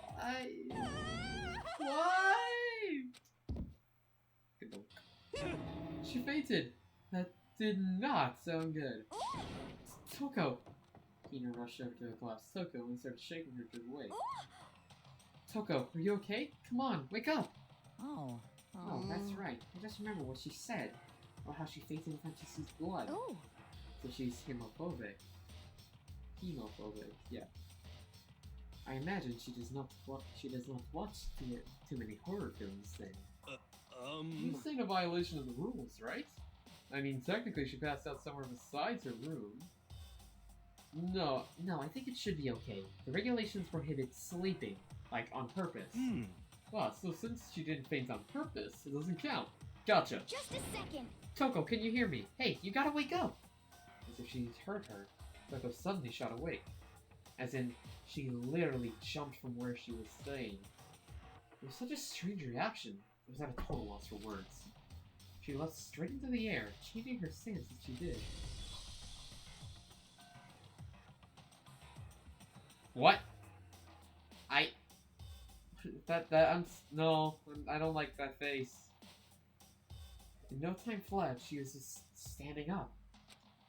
Ignoring the physical contortions she had to go through, her motions were totally haphazard. Huh? What? Sorry about that. I was just so shocked, you know? It happens, right? Was I the only one? Toko?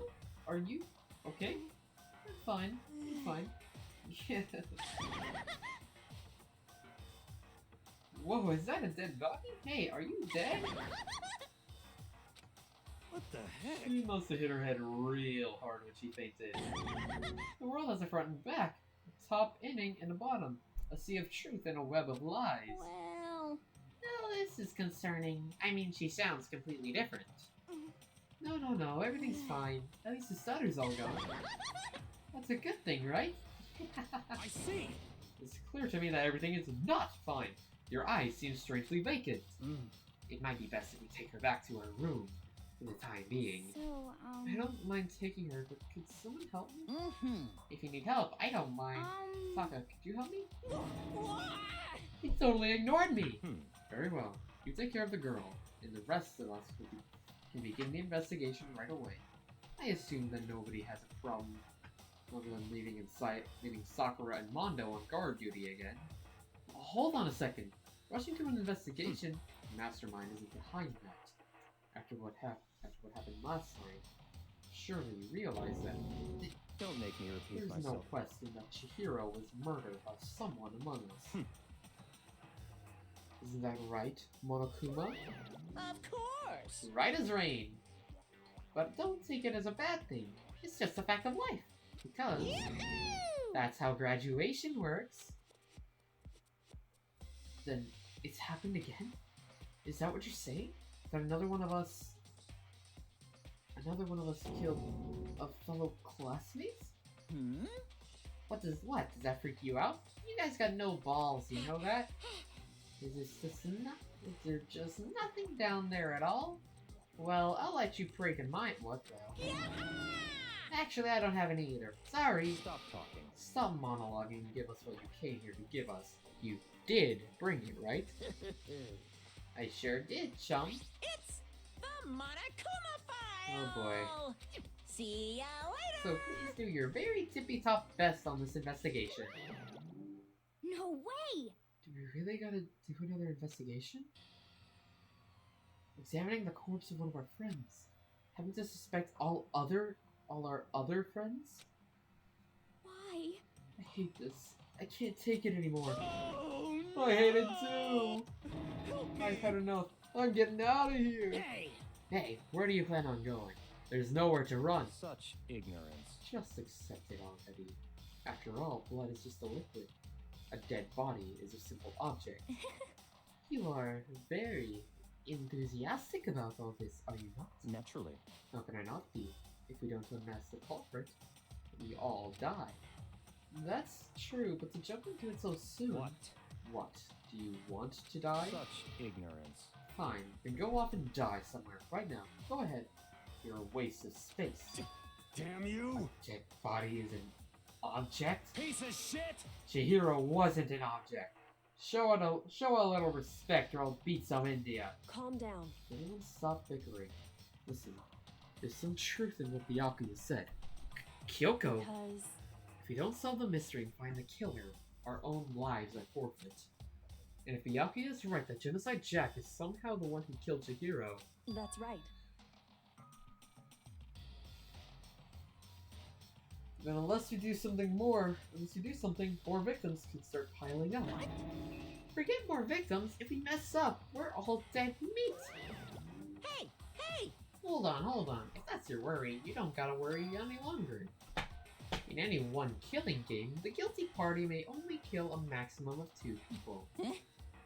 What? I don't remember any rule like that. Actually... I just came up with it. I mean, if one person went around and killed everyone, your lovely student life would be all over, right? A new rule has been added to the regulations. So then...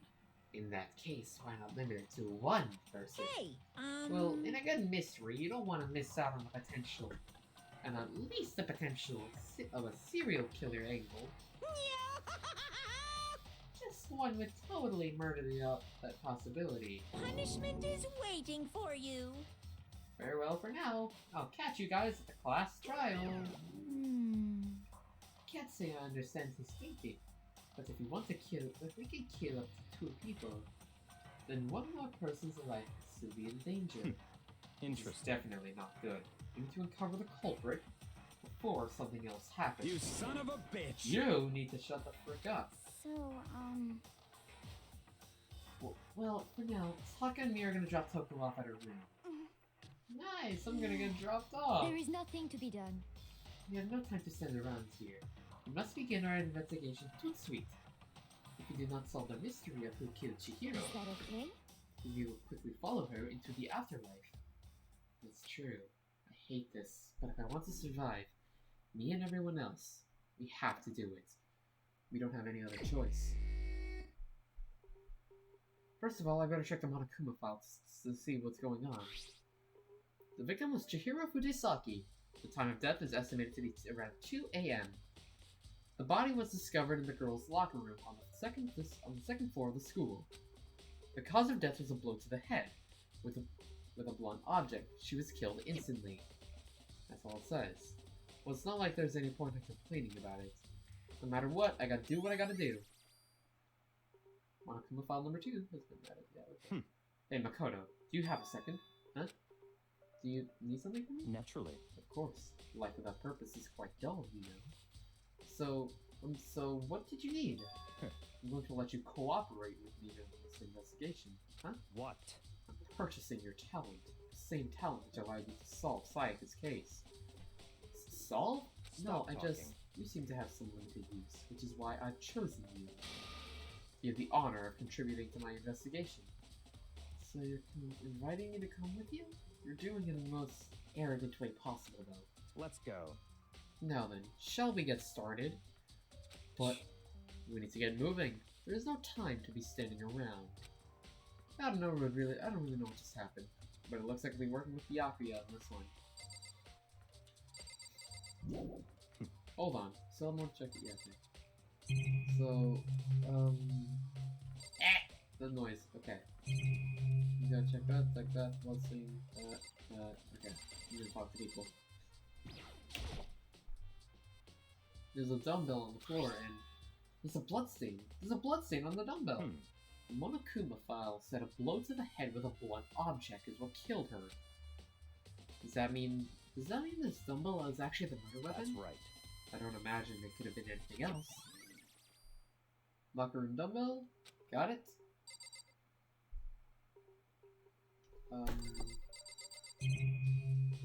Guess I'll check the body next? I can feel the life draining out of my own body. It's a dead body. Chihiro's dead body. Very strange. But the more I look, the stranger it all seems. This must be Genocide Jack's handiwork. Well, but we're still not sure if he did it. Is that what you want to say? I wonder about that. Blood splatter. There's a fresh blood stain on the carpet. It must have been splattered with blood during the murder.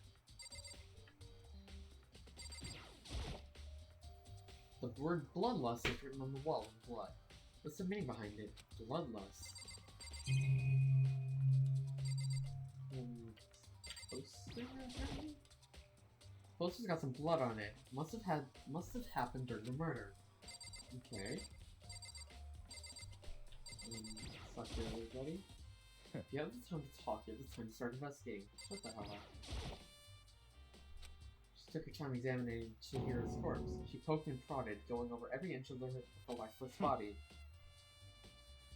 You're a very strange woman, you know, being able to touch a dead body with absolutely no trouble.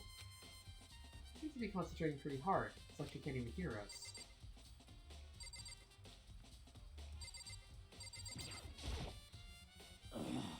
I use this locker room all the time. Now it's become the site of Chihiro's death. But why was she killed in the locker room? Actually, if you think about it, she could have been killed somewhere else than carried here. She is very light, it is true.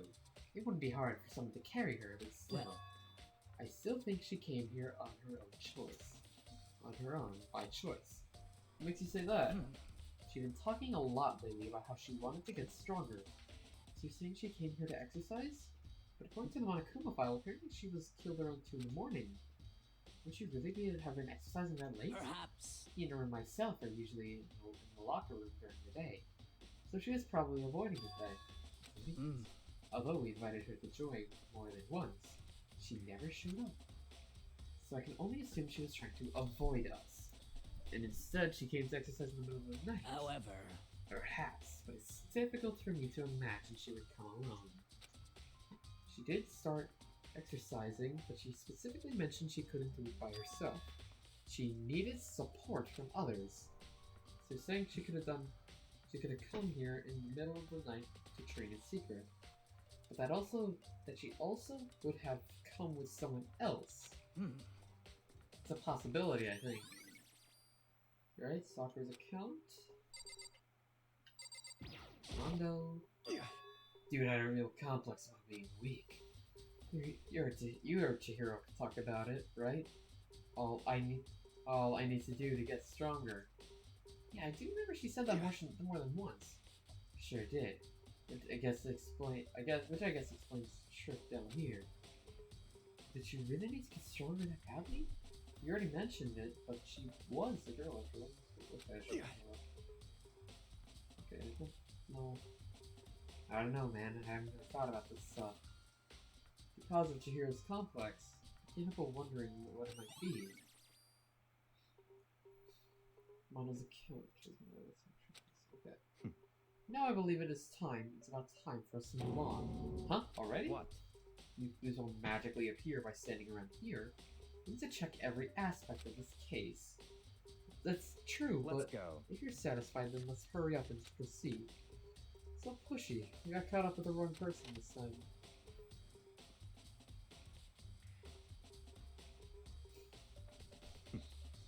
So this is our next location. Huh? This was related to an investigation? Figure it out yourself. If you don't, it's no fun if you don't, right? Talking about the boys' locker room? That's not even the scene of the crime, idiot.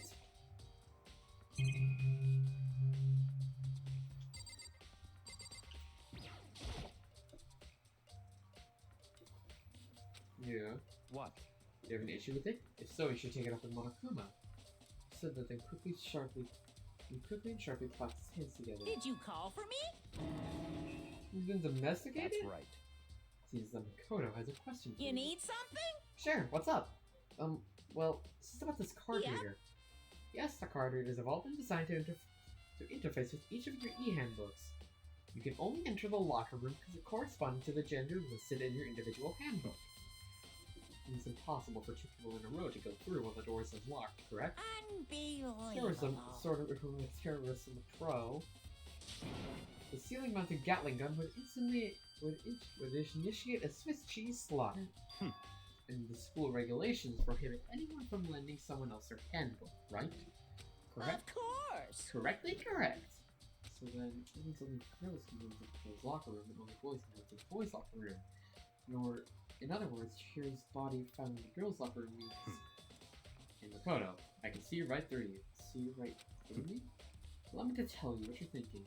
Since Chihiro was found in the girls' locker room, the killer must have been able to get in there. So, in other words, As such, the killer must be one of the girls. Did I get it right? such ignorance. Good lord, you're simple. But am I wrong? You should pay closer attention to the regulations. The answer has been in front of you the entire time. Loaning your e-handbook to another student is strictly prohibited. Only the act of loaning a handbook is prohibited. Borrowing someone else's is perfectly fine.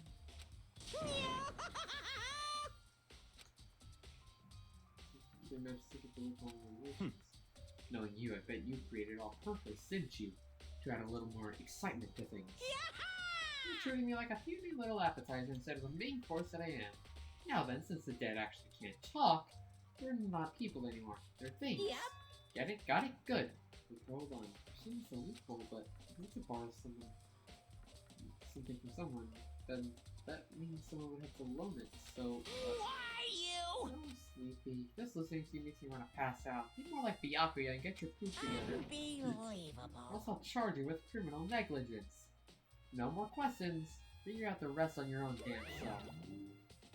That's fine. Well, I know you unfortunately lacking in mental faculties, so I'll fill you in myself. Let's head to the main hall. The main hall? That'll help you understand what's going on. Card reader. Okay. Came to the main hall. So what are we looking for here? Does that mean I have to figure out myself? There's a mailbox here. Could there be something inside? It's an e-handbook? No, wait, there's 3 of them. What are they doing here? So we finally found them. Huh? Did you know these were here, Byakuya? Happened to find them by chance myself the other day. Seems there's a system in place where the handbooks of dead students get delivered to this mailbox. So then these 3 handbooks belong to Junko, Leon, and Sayaka. You can go ahead and confirm it yourself.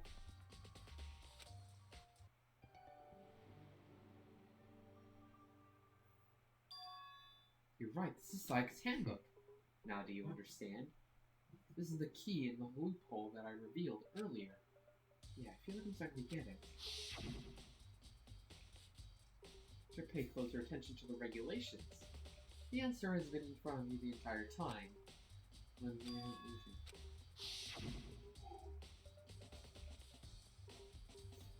I see, yeah. Yeah, now I understand. What?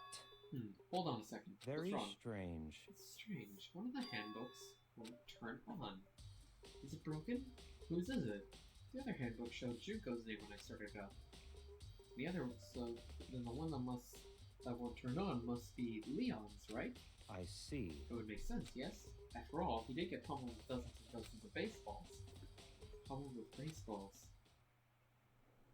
The memory of it came flooding back. That cruel punishment which led to Leon's death.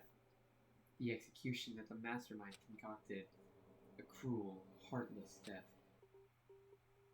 You're right. It wouldn't be surprising for the handbook to break during that kind of assault. Damn it! Hey, hey! Hey, hey, hey, hey! Hey! What? That e-handbook is essential to student life here. Crucial, integral, instrumental. A super big deal. There's no way it would break that easily. But it did. That's impossible! If I say it wouldn't break, it wouldn't frickin' break. It can withstand up to 10 tons of pressure. And it's waterproof to 100 meters, okay? I don't care how many baseballs you hit it with, it wouldn't do crap. Oh, but, even my amazing handbook does have one single weak point. Does? I can't hear you! But it's a secret. I wouldn't want you to go breaking any more handbooks. What? Then Leon must have broke it somehow without realizing what its weakness was, right? Hard to say. You know what I think? I think that his handbook isn't actually broken. What? But you might ask, how could that be? Leaving the question hanging in the air, Monokuma disappeared. What just happened? Monokuma said it's not broken, but it's an undeniable fact that it's not turning on. That's fine. Well, I don't see any connection to the case, so it doesn't matter for now. You think so? Either way, something about it still bothering me. I think, yeah, broken handbook. Okay, then this should be enough to get things rolling. Let's begin our investigation in earnest to track down the culprit. Yeah, we need to find out who killed Chihiro. To be exact, not quite. Huh? Not quite?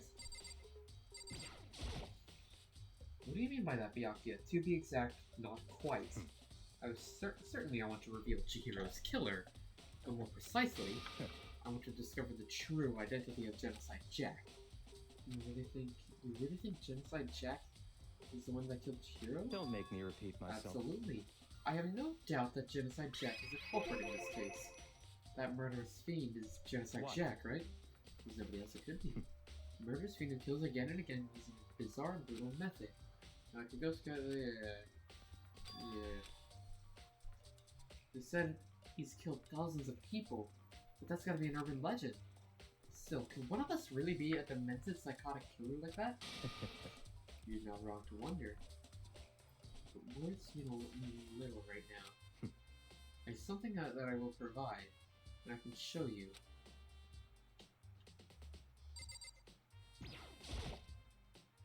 What's even? Oh, okay. Don't make me repeat myself. Is there really proof? There's somewhere I'd like to take you. To provide all the evidence you It's need. all clear now. Evidence that Genocide Jack is the one who killed Chihiro. Evidence? Is this something that really... Ah, hey, you two! Big trouble. Need your I help. don't have time to play with We're you. busy. Leave us alone. Cause, But it's an emergency. Emergency! Come on, please, you gotta help me. So, please! this is a serious emergency. Please, please, you gotta help me. Just calm down, okay, Hina? Cause, But it's an emergency. An emergency? What happened? well... Something's wrong with Toko. She's acting super strange. Well, I mean, she was acting pretty strange earlier, right? What should we do, Byakuya? Very strange. Since it's Toko, I must admit, I'm intrigued.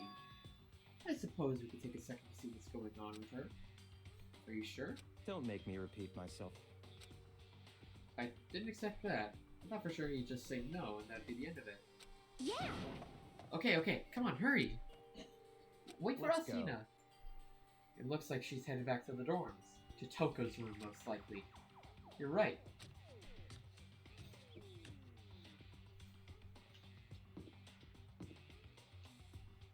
Oh yeah, here's Toko's room. Is Toko inside? Some kind of emergency? You guys are too slow. I think you're just too fast.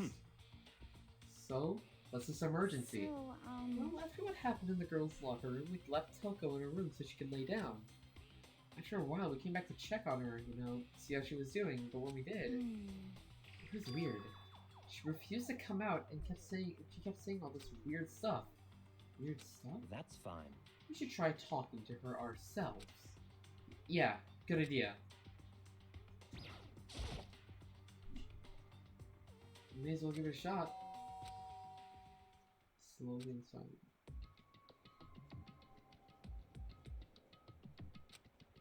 Holy crap, an aura of negativity flowed out from beyond the door, forcing a gasp out of me. What?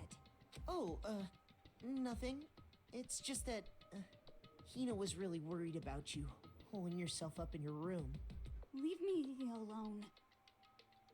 Yeah, sure thing. But, could you open up, just for a second? Won't allow it. Huh?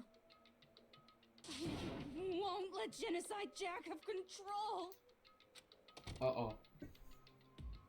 Okay. The voice actress of Toko does a really good job with that stutter. What the hell? I didn't notice it at the time. Hang on.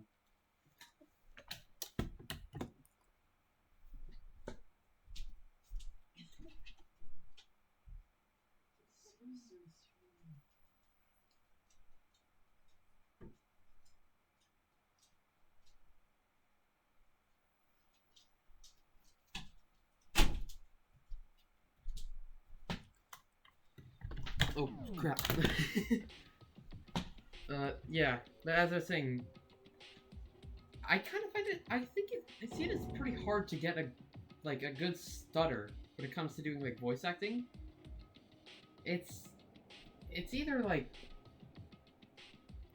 when I hear it, it's either, like how it is here with Toko, it's really good, it's actually really good, or like with, like, the stuttering and pauses, it's really good with, like, either Toko or, like, the G-Man from Half-Life, or it's just not so great. I can't think of, nothing really comes to mind, though. I haven't really seen many examples of that, but, yeah,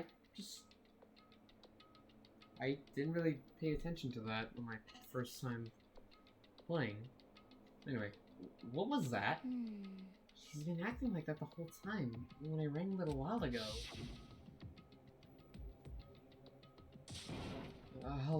I'll just drive out the killer. Drive out the murderous fiend.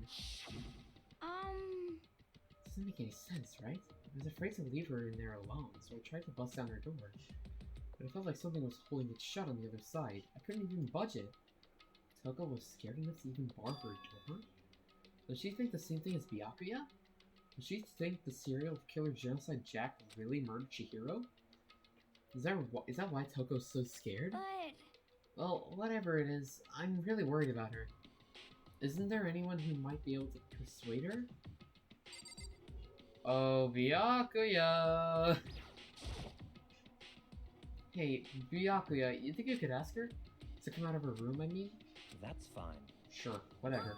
Huh? You're gonna talk to her, Byakuya? Well, I guess you can be nice when you want to. Byakuya stood in front of her door, not making a sound, and pressed the doorbell. After a few moments... What do you want? Leave me alone. You're all so annoying. Bacula. It's Byakuya. I'm sorry. I couldn't keep our promise. But don't worry. Never again. I won't let Genocide Jack have control ever again. And with that, the door slammed shut.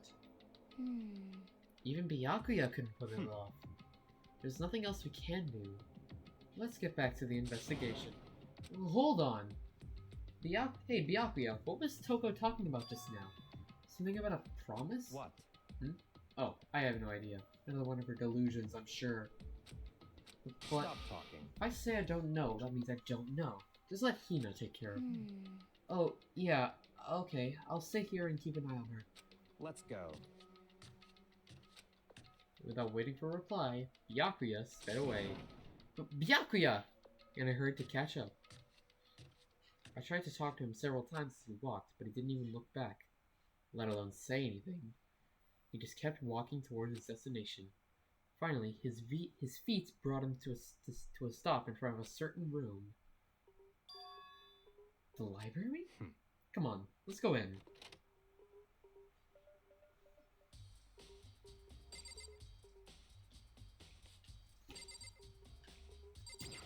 No, that's the book. There. Is the evidence that proves Genocide Jack really in the library? Don't make me repeat myself. Don't make me say it again. Okay. Door.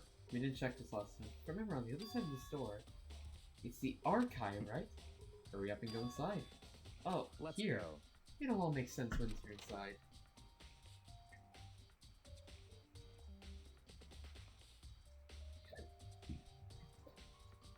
Whoa, there's so many books and files. Ugh! God, water.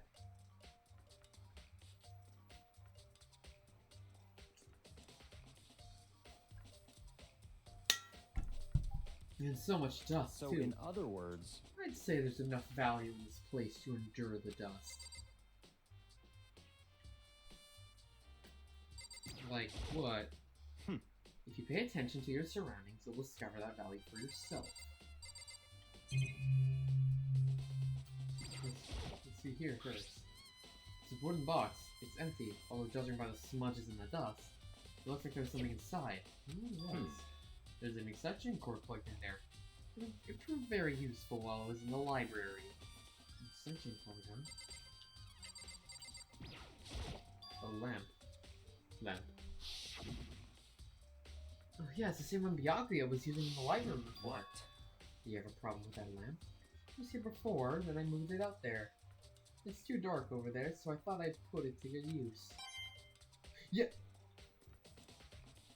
Anything else? That's in the bookshelves? Okay. The shelf is stuffed tight with files.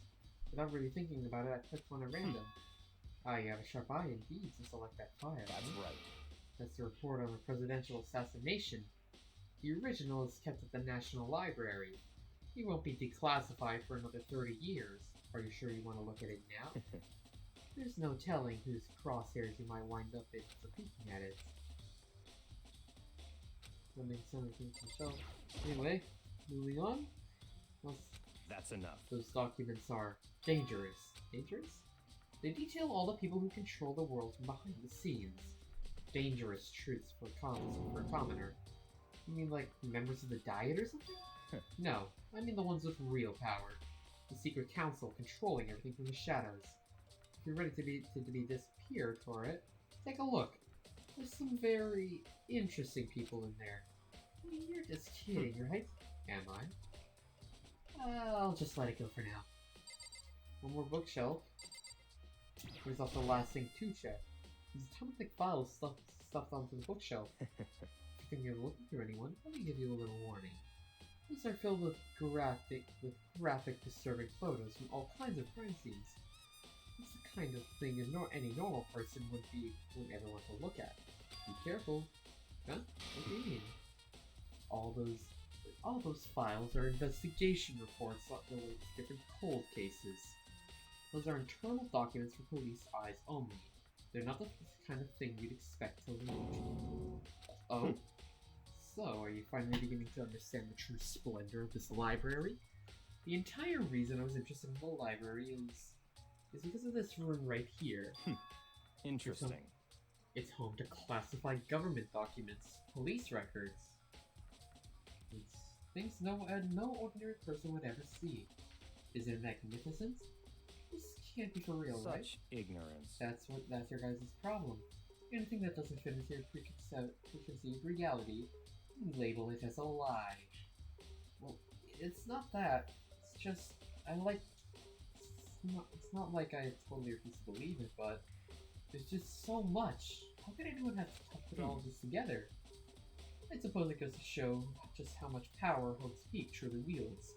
Or perhaps the mastermind may have wanted to provide us with enough entertainment to get us from getting bored. It's no use. I can't keep up with all this. It's just too unreal. wrong? You still can't believe it? What about you? How can you believe it so easily? Things like that are usually impossible. What? What do you mean, usually? Usual, normal, and ordinary simple? Those things don't exist anywhere in the real world. If you don't understand what they actually represent, you don't understand the nature of anything. You don't pull your punches, do you? Besides, what you consider as usual is based on your common sense, right? What makes you think your common sense applies to me as well? The documents gathered here are genuine. I reviewed them multiple times, so there is no doubt. Hold on! You're saying you've read all these documents and more than once? But all this stuff has to be top secret, top secret confidential stuff, right? So why... My family has a reading room just like this at our home. Ours is bigger, of course, and not as dusty. Huh? Members of the Togami family have access to any variety of government-related documents. That includes foreign powers as well as domestic. How is that possible? So, in other words... I've already told you. There's a secret council that controls the world from the shadows. My family is a member of that council. And I have within me the bloodline that will allow me to one day bend the world to my will. But to become such a ruler, I must know all levels of this world backwards and forwards. So whenever I have time, I like to review whatever documents and materials that interest me. Which is why I can proclaim without a doubt that the materials gathered here are the real thing. This is beyond believing or not believing. Byakuya is actually starting to scare me more than the actual mastermind. And what always interests me even most were the cold case police investigation reports. Reading through those reports has always been a hobby of mine ever since I was little. It's excellent mental exercise. I've solved more than a few of those cases just by reviewing the reports. And among all those recent reports, one of my favorites is the Genocide Jack case. As you talk, Byakuya grabbed a specific file from the shelf. That's right. This is a complete case file. Every single report surrounding Genocide Jack cases has been compiled in here. Because there are so many, allow me to quickly summarize the main points. To begin, there are two notable characteristics in every Genocide Jack murder. The first characteristic is that at every crime scene the word bloodlust is written in the victim's own blood. The second is that when the victims are murdered, the victims are suspended in a certain way. Blood is written in blood, and the victim's body is suspended. It's exactly the same as what happened to Chihiro. Save your surprise. The best part is yet to come. For this second characteristic, where the victims are suspended, the only ones who know about that particular fact were members of the police and other higher ups. By all accounts, nobody in the media ever found out. Huh? In other words, no one on the news, no one online, nobody knew about that aspect of each crime. Only key officials and the killer himself knew about this act of mounting the victim. Now, if you recall Chihiro's corpse, her body was most certainly mounted in this fashion. So how could the killer have known about suspending the victim? That's right. That's the key question. But in fact, the answer is quite simple. So, in other words... The culprit isn't a copycat killer. It's the real Genocide Jack. In other words... That right here is the evidence that Genocide Jack has hidden himself among the rest of us. Then Genocide Jack really is. Such a brutal, fiendish killer is walking around among us? Interesting. They're really starting to get interesting, aren't they? I never imagined a killer with such a reputation would ever become part of our little killing game. Now don't you think it would be good for you to take a look at what I've already seen? You might just arrange to ferret out a clue or two. Such ignorance. If you get down on your knees and beg, I might even show you myself. Byakuya, but the Genocide Jack case file. That's fine. You beg, but I guess it's okay this time. Feel free to look at them here, but you can't take it with you.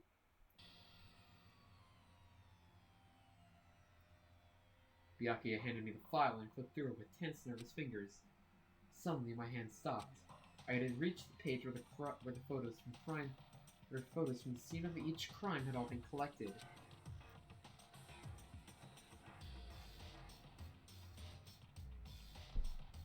The names of Genocide Jack's victims ran on for several pages. Ken Harada, 32, Tetsuhiro Honda, 17, Shoji Gaku, 23, Kano Issei, 14, Takeshi Yoshida, 30, Kamatsuna Taro, Takefumi Gono, Uchida Naoshi, Takeshi Manasume, Takeshi Masamune, Yuto Yumejima, there was no end to it. But one thing became perfectly clear as I read. All the killers' countless victims were killed and suspended in the exact same way. And at the scene of each murder, the word bloodlust was left in the victim's own blood. Now take a look at the next page and you'll find another interesting tidbit. The next page? Profiling results? All the crimes took place either on weekends, at night, or during holidays, either day or night. The most common time for killings take place was on holidays in the afternoon. Based on these facts, it could be suggested that the suspect may be a student. Evidence suggests that the suspect lingered at the scene, but when they did leave, they were in a panic. Because an eyewitness has never come forward, it's unlikely there were any external reason for this. This confused behavior suggests that the suspect may potentially suffer from dissociative identity disorder. So, in other words, the key point here is that the culprit may have a split personality. A split personality? Like the kind of thing you see on TV? Some part of another totally unbelievable story? But this one is way more unbelievable than anything else up until now. Maybe it really isn't. I don't know. I feel like my mind has gone numb. Okay. Let's go. Alright, we should get going. Huh? Where are we going? Anywhere but here. You finished our business here, haven't we? Ah, wait! Byakuya! As usual, Byakuya turned and left without another word. I hurried out of the library to catch up. Well, this is where we part ways. I have some things I need to take care of before the class trial. Huh? Just all of a sudden like that? I don't have time to Come play on, with you. enough of your annoying misapprehensions. Did you really think we'd be together the whole time? Take responsibility for yourself and do something useful. Move the investigation forward on your own. Well, goodbye. He looked like he was gone just as quickly as he'd asked me to join him. He cut me off. In the end, I feel like I was just some plaything getting tossed around. At the same time, I had uncovered the truth. I had uncovered something really important. Some really important clues thanks to him. Genocide Jack. He's the one that killed Chihiro. And that murderous fiend is one of us. But who is it? I have to find that out no matter what it takes. To do that, there's somewhere I have to go to investigate one more time. I have to go back to the crime scene, the girls' locker room. I should check the boys' locker room too. And the others might have come up with some info, like I used to while I'm at it.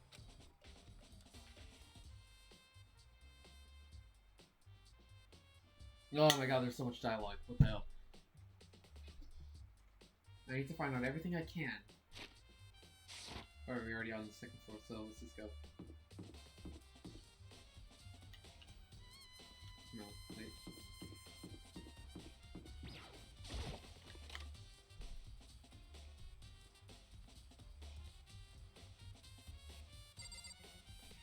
Oh, hello, Hifumi.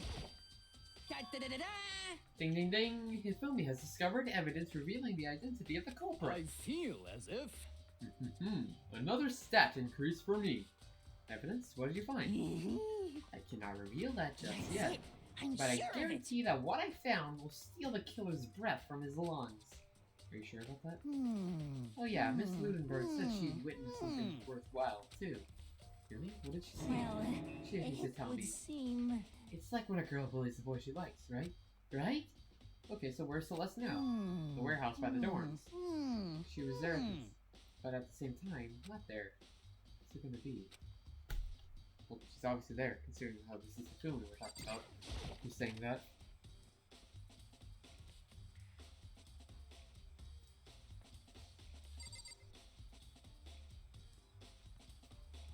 Anyway, so we're gonna take another look at the crime scene. Damn. Chihiro's presence here was especially weak.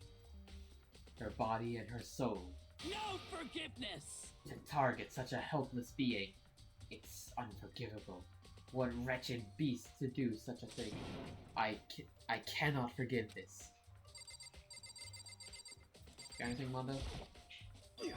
Dude, I real complex about being weak. Okay, you heard this. You heard all that. Hey, new Kyoko? Hey, Kyoko, have you made any progress on your investigation? Generally speaking. However, But I have to get going. I have something unrelated to take care of. Something besides the investigation? What is it? well, Nothing you need to worry about. Just concentrate on the murder. But so then, before I go, let me give you one piece of advice. You should examine Chihiro's body one more time. Thoroughly. Also, her handbook is missing. You might want to determine its whereabouts. goodbye. That's it. I'll be praying for your success. With that, Kyoko turned and left the girls' locker room. I guess I'll take another look at the body then. Chihiro's handbook is missing? That's definitely something worth worrying about. Chihiro's e-handbook. Okay. Kyoko said I should examine the body one more time. I know she said thoroughly, but I do have my limits. I guess I better give it a shot anyway. Let's see. Chihiro's hands are bound with what looks like some kind of rope. The rope is used to prop her up in a kind of crucifix position. Huh? The rope has a plug? Wait, so this isn't a rope at all. The more I think about it, the more that's not the only thing that concerns me. Chihiro's fatal injury was a blow to the head, which means someone struck her in the head in order to kill her.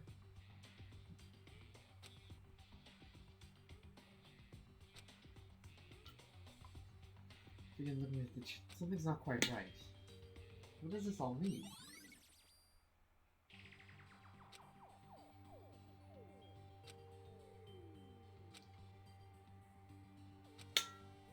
Okay, so we gotta check out the archive again, it looks like.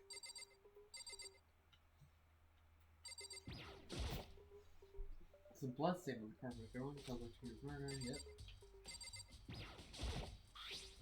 The big blood stain on the dumbbell. Yep, we already know that that's a murder weapon. Bloodlust. Poster. Okay. Yeah, it doesn't seem like something that you would find in a girl's locker room typically. Anyway. Damn. Yeah. Okay, so let's do a check of where we gotta go. Boys' locker room. Find Celeste. Find Celeste. Not Celeste. Chihiro's e-handbook. What else is there? Oh yeah, head back to the archive. Check it one more time. I believe that was it. Check the map. Let's see. Yeah, okay. So here, already done that. Here. Let's go. Finding? Oh yeah, we gotta talk to everybody. We gotta talk to everybody. Yeah. You gotta check the library. Okay. My goal for today is at least get the investigation done, and then do the class trial next stream. So, huh? Poster. It's a popular boy band called Tornado. Somehow it doesn't seem to fit in the boys' locker room. Oh wait, that reminds me of the poster in the other locker rooms. That's right, there's definitely something strange about this. In the boys' locker room, there's a poster of a popular boy band. In the girls' locker room, the posters have been switched? But if they were, why? What reason would anyone have? I should talk to someone who knows a little more about locker rooms. Who? Sakura? There's a stain. A strange stain on the carpet, but what is it? That's everything in here.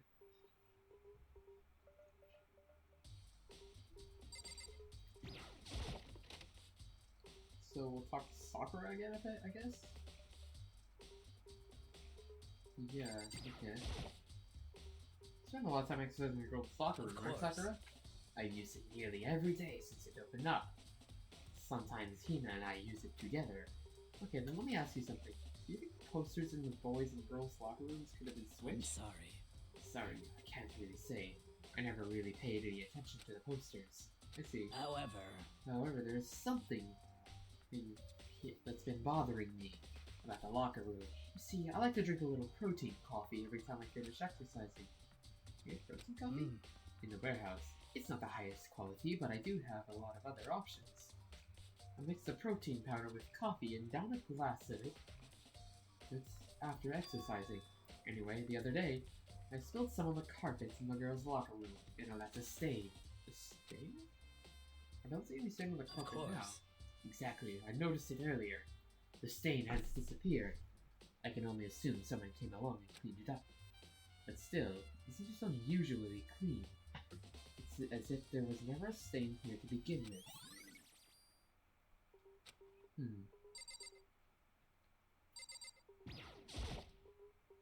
Yeah, okay. So, we'll check the archive again. We'll go to the library and archive again, since that's on the same floor right now. And then we'll progress down to the second floor, to the first floor. I think that might be the plan. Library.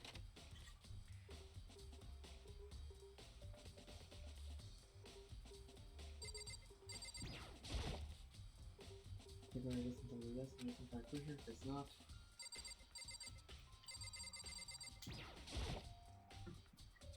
Oh, the lamp won't turn on. Oh, I see, it's not plugged in.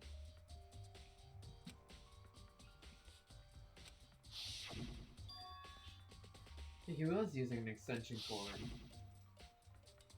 There's no extension cord here right now. I wonder if... Okay.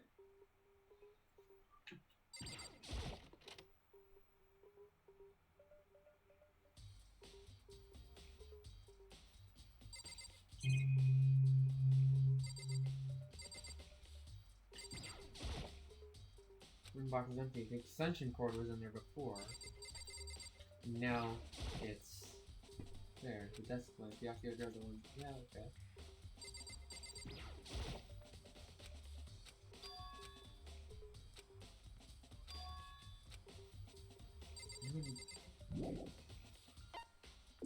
No, not that. So it looks like you also gotta find Byakuya. Because he might have the case file. So apparently we gotta review that. Maybe he's already working on it. Like... Alright, let's head down to the first floor and talk to people. So let's see, where is everybody? Taka's there. And here's the main hall. Okay. Oh, here's Taka. Got anything? How unfortunate. Maybe. We should have confessed our embarrassing secrets after all. Damn it. I'm sorry, Chihiro. It's all because I wasn't strong enough. I don't think that's what it was, my man. I don't think that's what it was, no. Hiro, got anything? Huh? Whoa. Oh, hey, Makoto. What's up? I haven't been up to anything myself, that's for sure. Definitely haven't looked inside the mailbox. That's sus. It's kind of strange. Yeah. Alright. Stay here. So he was in the dining hall. So we have to check here.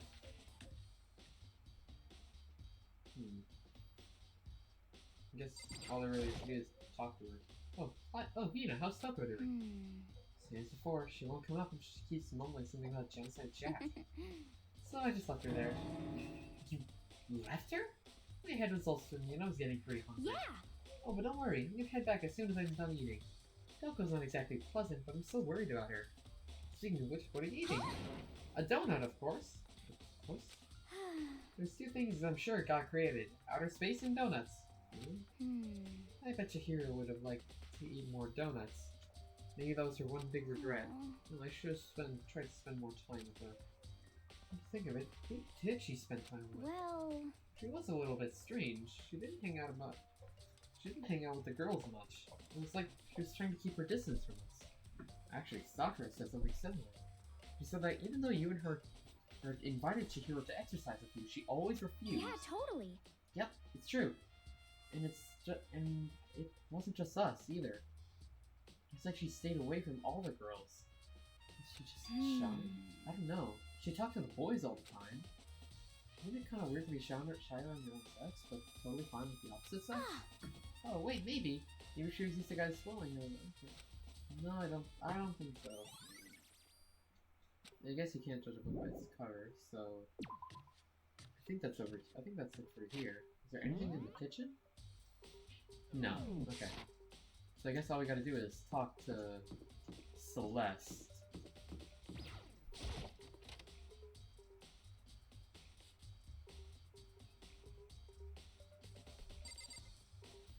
Hello. Celeste, what are you doing here? This warehouse is amazing. It has absolutely everything one might need to live a full life. From food to clothes to towels. There's an endless supply to choose from. I see that, but have you found anything related to the case? Most unfortunate. I knew you were going to ask me that. I thought talking about the warehouse itself might misdirect you. But I see it was pointless. Then did you find something? Very well, I will tell you, and only Actually... Last night I saw her here. Chihiro was in the warehouse. What? Indeed. Really? This was right before nighttime. What are you doing out this late? Oh, I was just... Are you planning to go exercise, perhaps? What? How did you know? Because I can see a blue track jacket sticking out of that duffel bag you're carrying. Oh, you're right. Thanks. Well, I'd better get going. I'm kind of in a hurry. She stuffed the jacket into her bag in a hurry. It was almost as if she was trying to hide it. And just like that, she was gone. Yes, indeed. I assumed she was merely stocking up to go exercise in the morning, but it would appear she ignored the nighttime rule and headed directly to the girls' locker room.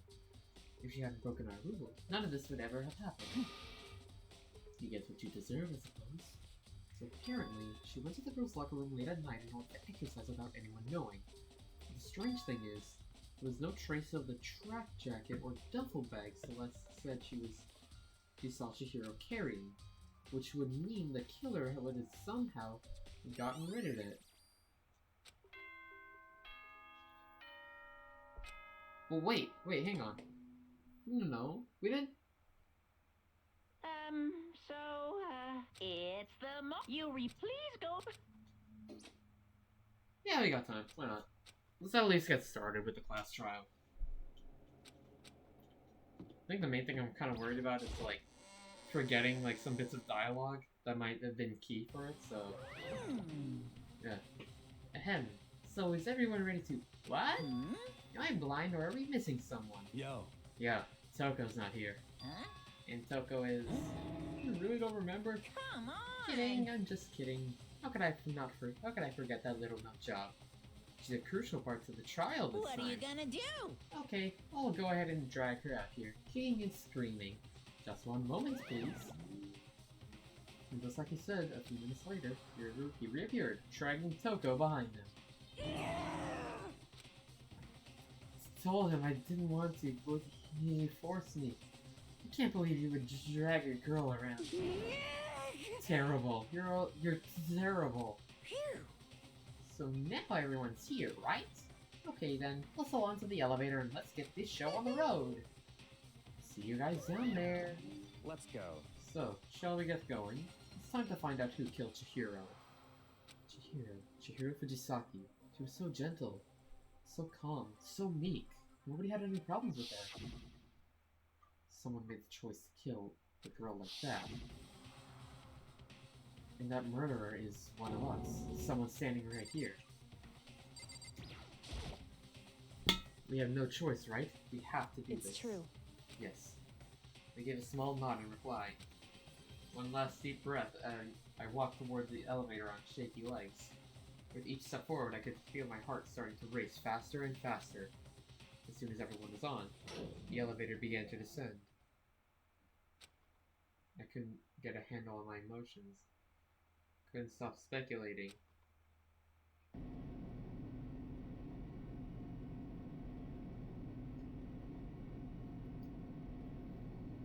The steel box sank with heavy clunking sounds deeper and deeper into the ground. And as we went deeper, the uneasiness in my heart grew bigger and bigger. The elevator was unaffected, however. It continued to descend without hesitation, until finally it came to a sudden stop. He's not gonna let me get a chance to drink my water. Hang on.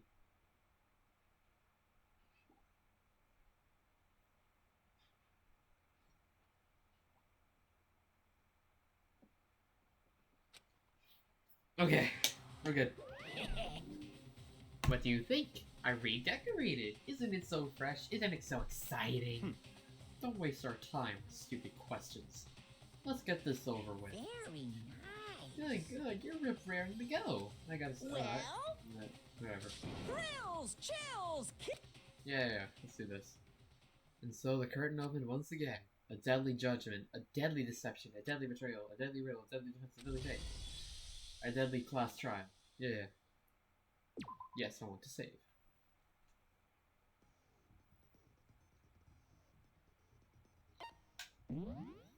I don't believe we have any more. No, we don't. Alright, finish preparations, let's go.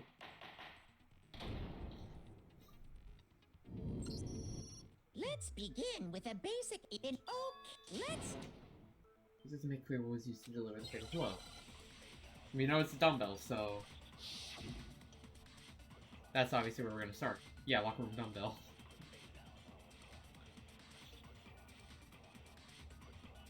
Chihiro's fatal injury. It appears it was a head wound. Correct. According to the Monokuma file, the killer used a blunt instrument. But what kind of blunt instrument could it have been? Maybe not. I bet it was an iron pipe. Nope. No, that's wrong.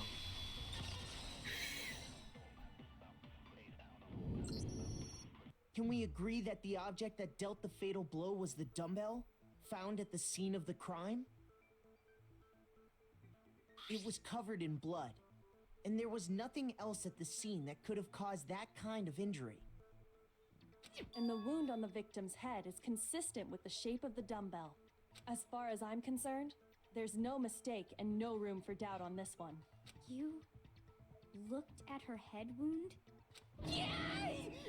That's so creepy! If you don't mind, I will proceed from here. Let's move on to discussion of the culprit. Although, I believe the criminal behind this heinous act is already quite clear. What? For real? Chihiro's killer is the fiendish serial killer, Genocide Jack. Genocide Jack, the fiendish serial killer. Did he really kill Chihiro? A new element has been added to non-stop debates. Oh no, wait, which one is it? Absolutely. This debate, lines of white. Okay, thank God. It's not the one I'm terrified of. Lines of white noise will appear to disturb your reactions. Your truth bullets will disappear. They hate when these lines. So think of them as obstacles in your debate. There's a way to keep these white noise from getting in the way. Press the A button to attach the silencer, which you can use to shoot down the white noise. However, if you shoot an actual remark with the silencer instead of white noise, the time limit will decrease by like 5 seconds. So take careful when you have your silencer on. No, but if your action is difficult to sense the white noise won't appear at all, which this you can forget about silence. Yeah, sure. Yeah, okay. Okay. Genocide Jack case filed. Means now we have the silencer. The culprit is Genocide Jack. I'm sure of it. Case closed, as far as I'm concerned. But That's impossible. Why? What makes it impossible? Well, I mean, come on. There's just no proof for it. No, that's wrong. Oh, I love doing that. I don't know why. I might know one reason he could be involved. What? I found this file while I was looking around the archive in the library. I guess it's some kind of confidential file the police put together about the Genocide Jack case. What? That's kind of weird as shit, isn't it? What was something like that doing in the library? The why of it is probably more trouble than it's worth. So let's forget about that for now. More importantly, it outlines all the specifics of every Genocide Jack case in exceeding detail. According to the file, there appear to be two defining characteristics in every Genocide Jack case. The first is that a bloody message is found written at the scene of every murder. Oh, that's right. Boob lust. It's actually bloodlust. Oh, god damn More it. important is the other characteristic, and it's something that has never been made public. Never made public? What the hell is it? Why don't you tell them, Makoto? I think the other characteristic of the Genocide Jack case, which the world at large doesn't know. If I'm not mistaken, I said he's, yeah. I got it! Apparently, in every Genocide Jack case, the killer suspends the body in a certain way. Other than the killer, the only people who know about this are the higher-ups in the police department. However, Chihiro was most definitely suspended in the same way. So, how did the culprit know about this when only high-level police officials were aware of it? There's only one logical answer I can think of. It's because the culprit in this case is the real Genocide Jack. No fucking way! You're saying Genocide Jack is one of us? Yes, in fact, it's Toko. What? Genocide Jack's true identity is Toko Fukawa. You lie! What? Hey, okay, wait, hold on a sec. Toko has, like, bloodophobia or whatever, remember? What kind of serial killer is afraid of blood? Is Toko Genocide Jack? The answer is yes and no. Another riddle. Man, why is this gotta be so complicated? Yeah.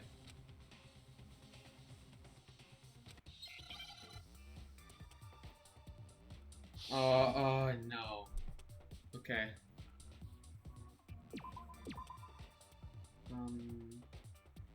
No. S. Schizophrenic, I guess. I think.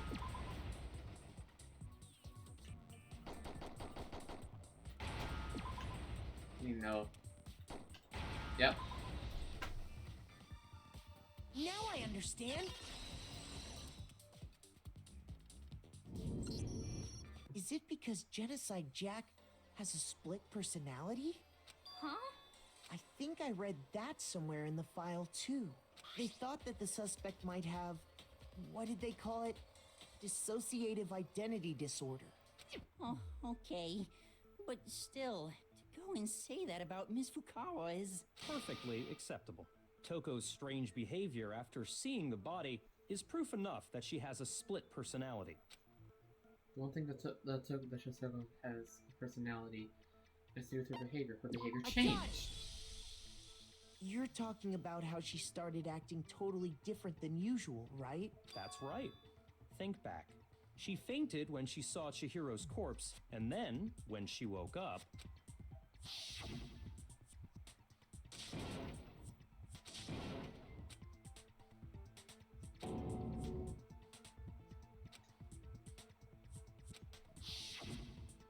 She was acting funny, that's for sure.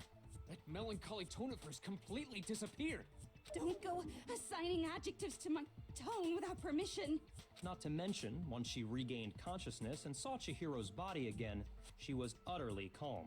In other words, within her is one personality that can't handle blood, and one that obviously can. So when Toko trapped herself in her room, it's because she was scared of Genocide Jack?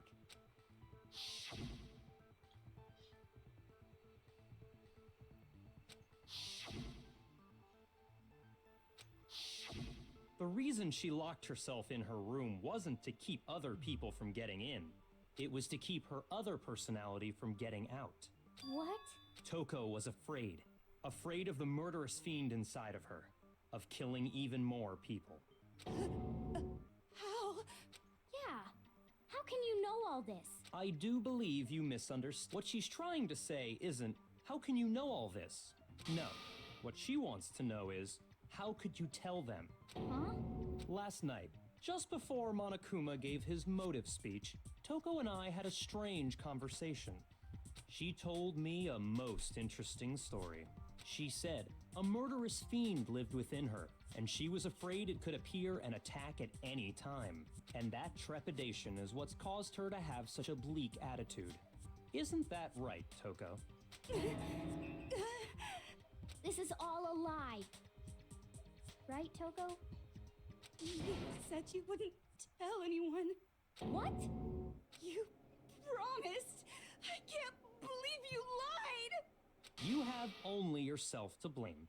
You came to me with your tragic little story. I didn't ask you to. This is the real world, not some romantic fantasy fairy tale. Besides, you broke your promise first. You said that as long as you were here, no matter what, you wouldn't let Genocide Jack kill anyone. But in spite of that promise,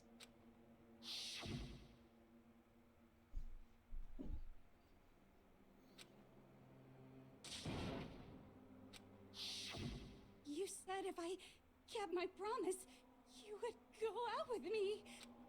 That's the only reason I promised. how many times do I have to tell you? I never said that, but you weren't able to do it. You just couldn't resist that rush you got from killing. I tried. I swear I tried to control it, but...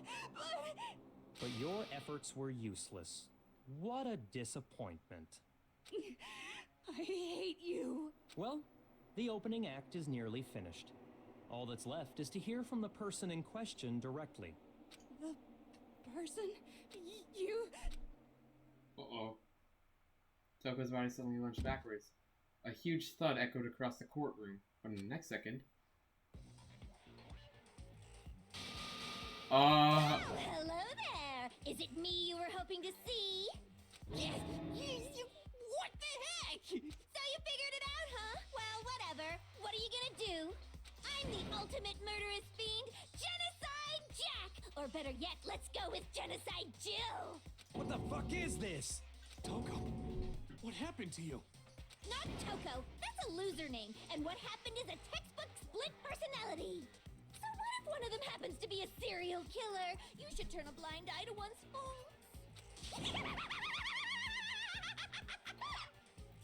So intense. And here marks the point when Toko becomes an instantly better character for me. Like they say, sound in murderous mind, sound in murderous body.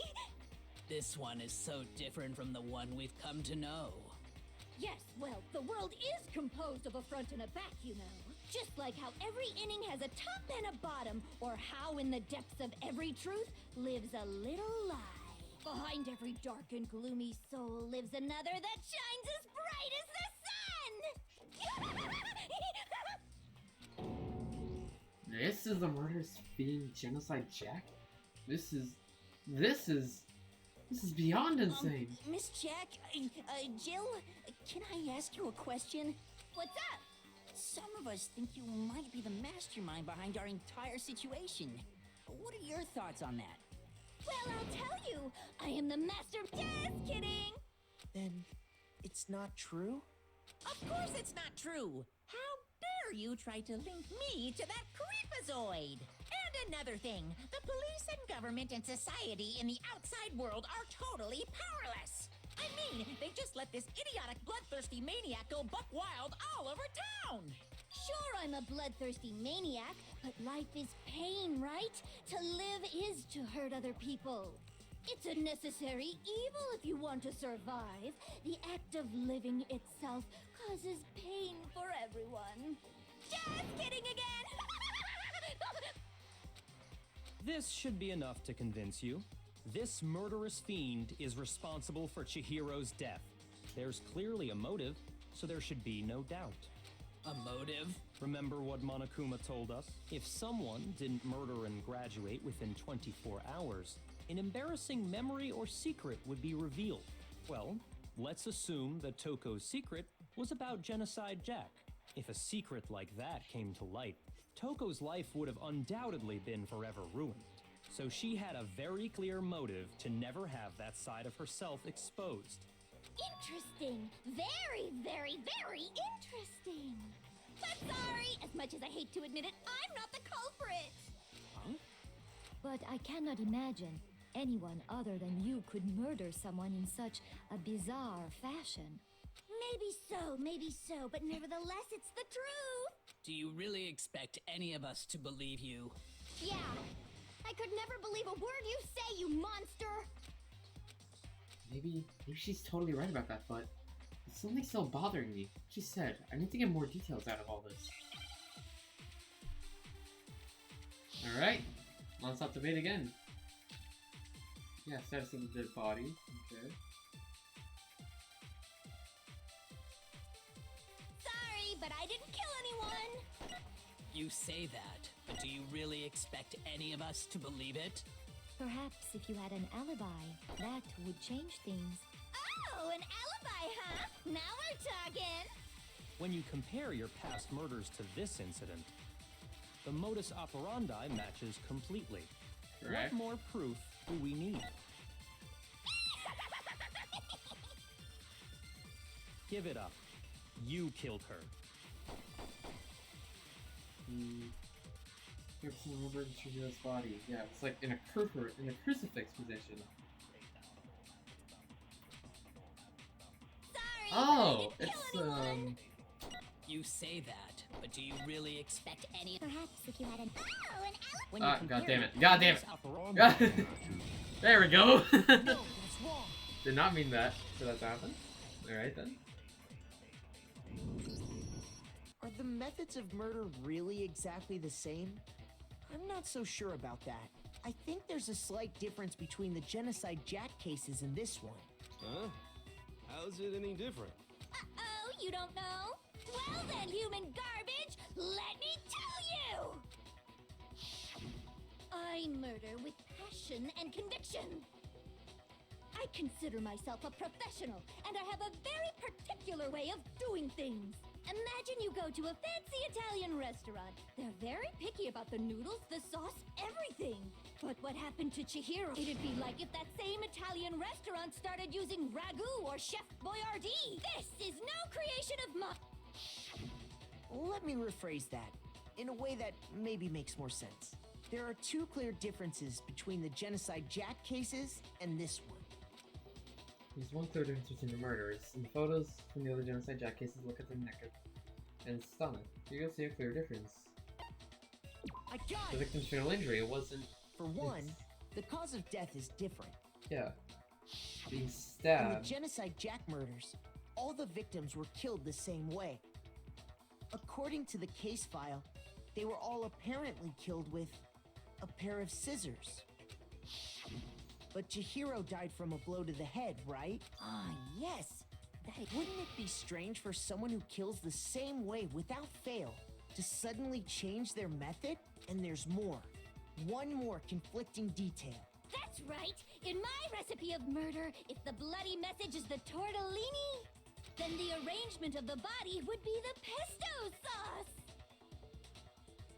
Well, Alfredo sauce is better in my Could you opinion. please stop comparing killing people to cooking? Please stop though. So, are you saying the other difference has to do with how the body was arranged?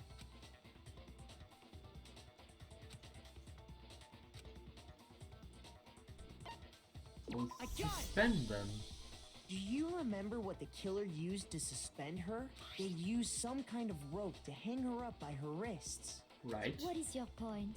Well, in all the previous Genocide Jack cases, something else was used to suspend them. Specifically, pairs of razor-sharp scissors. Yep. And guess what? I used my own specially designed scissors for the murders and the arrangement. Like I said, I'm a professional, so naturally I'm very picky about the tools I use. And you know what else? Big Mac said there's two differences, but he's wrong. Big Mac? Are you referring to me? Listen up, Big Mac. There's actually one more difference. Huh? My word, you really didn't notice? Take a look at who the victims were in each Genocide Jack case. There's a pattern there, just waiting to be discovered. A pattern? Figure that out, and it'll be plain as death why I couldn't have possibly killed that little lolly girl. The names of her victims and what are the notices. Yeah. I got it! Is it because Chihiro was a Yeah, girl? in all the other cases, they were guys. Bingo! Bullseye! Right on the money!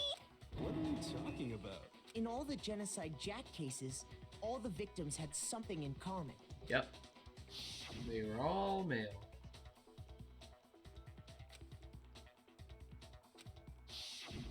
They were all guys? That's right! The people I kill with such passion and conviction are all adorable little men! I can't believe I said it! I'm so embarrassed! The hell is wrong with you? I was Mondo on I this. can't help it! I'm just a full-throttle boy-on-boy fangirl, and the mopey side of me just hates it. But now I'm on the fast track to becoming a full-fledged fan madam! So, since Chihiro was a girl and not an adorable little man, you wouldn't kill her? Would an Italian chef suddenly start making ramen just because they're both noodles? Don't be stupid. I have too much passion and conviction to cross that line. That's the absolute reality of the one and only. We get it. You've clearly explained your hobby and your philosophy. But that's not all there is to it. It's a different matter entirely, when you're forced to kill in order to survive. Quiet, lowly cur! Lowly? Cur? Uh-oh. I would never kill for a reason as petty as mere survival. And if by some fluke I did kill to survive, why would I bother with the message and arrangement? It'd make me the obvious suspect. That does make some amount of sense. Plus, whatever reason I have for killing, I would never leave out my prized scissors. Who would go out of their way to use a big, stupid, heavy dumbbell? Maybe you used the dumbbell because you couldn't find any scissors in the school? Any scissors? I don't just use any scissors. I only use my own set of high-class envy of the entire world scissors! Okay, whatever. There still aren't any in the school. Are you sure about that?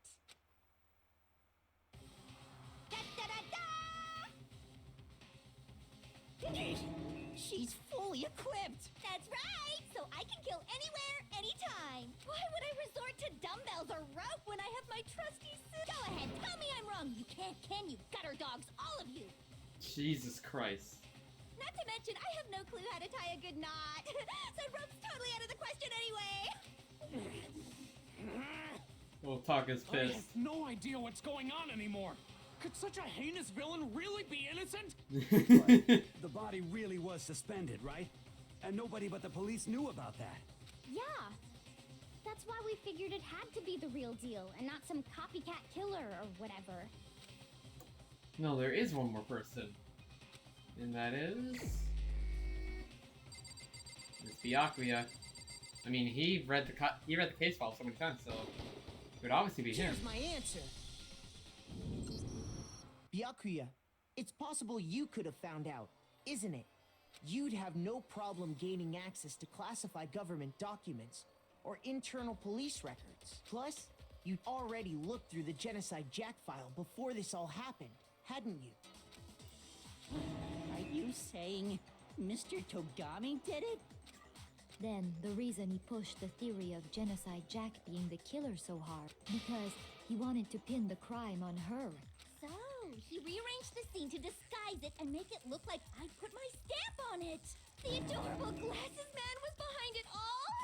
Oh, I'm on fire! I don't like that face. Well, Byakuya, What's your response? I see. So now the suspicion falls on me. Then I must ask, when would you say I began acting suspicious? Surely you must have an answer. Oh yeah, I do. Looking back and thinking about it now, the way you were acting right before we discovered the body was a little strange.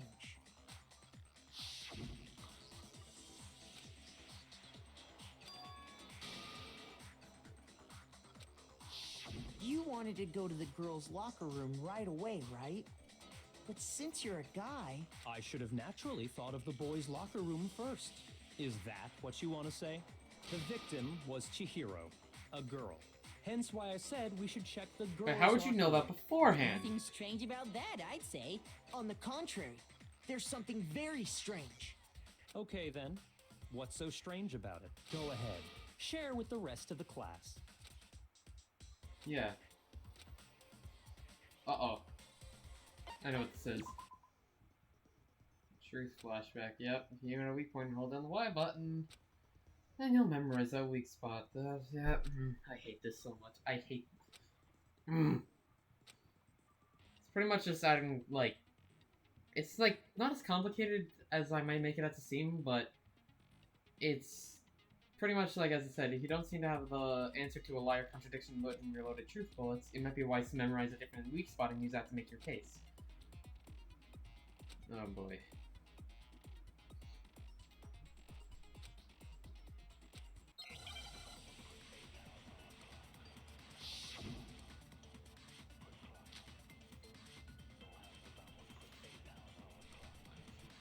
Oh boy, okay.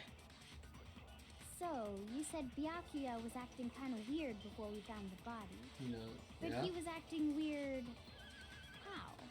If you're presented with the opportunity to check out the girls' locker room, You absolutely take it.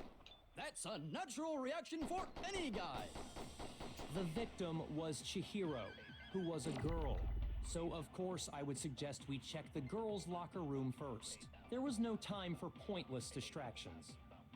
What's so strange about that? I wish you'd taken me with you. Wait, no, I don't think it's this. I think it's the first one that, So, you said Byakuya was acting kind of weird before we found him. But he was acting... If you're presented with the opportunity, that's a natural. The victim Was she? Yeah, there it is. No, that's wrong. I almost made I almost made a mistake there. Thank God. I'll tell you what's so strange about that. Because up until we actually discovered the body, we couldn't have known who the victim was. So your claim that you went to the girls' locker room first because Chihiro was the victim doesn't hold up. I see. That's a good answer, I must admit. Interesting.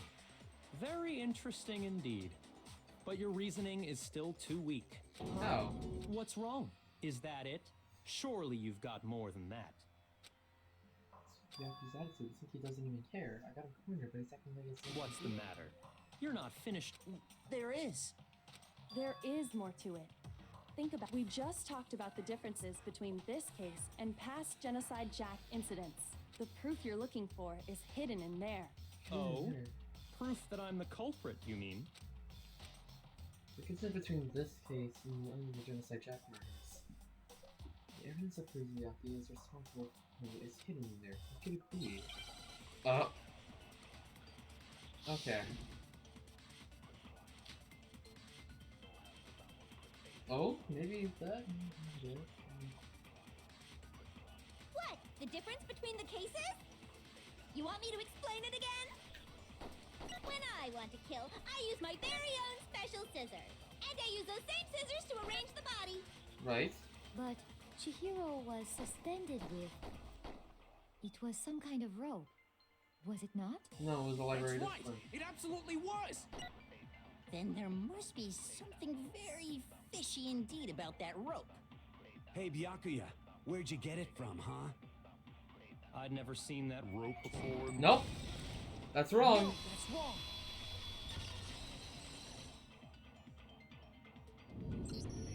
Actually, I'm pretty sure you have seen it before. Because, you see, that rope, or should I say, that extension cord? What? An extension cord? Byakuya, you've used the extension cord in the library more than once, haven't you? And the same extension cord that was in the library all this time went missing after the murder. And there's no way someone who uses that extension cord as much as you do wouldn't discover that fact. Then Byakuya must be the one who took the extension cord. I can't imagine any other possibility. That's really what you think? Then your conclusion is something like this? I killed Chihiro in the girls' locker room, then hung her up and wrote that bloody message. Wait, no, because the handbook. I intentionally made it look like Genocide Jack was behind it. Is that about right?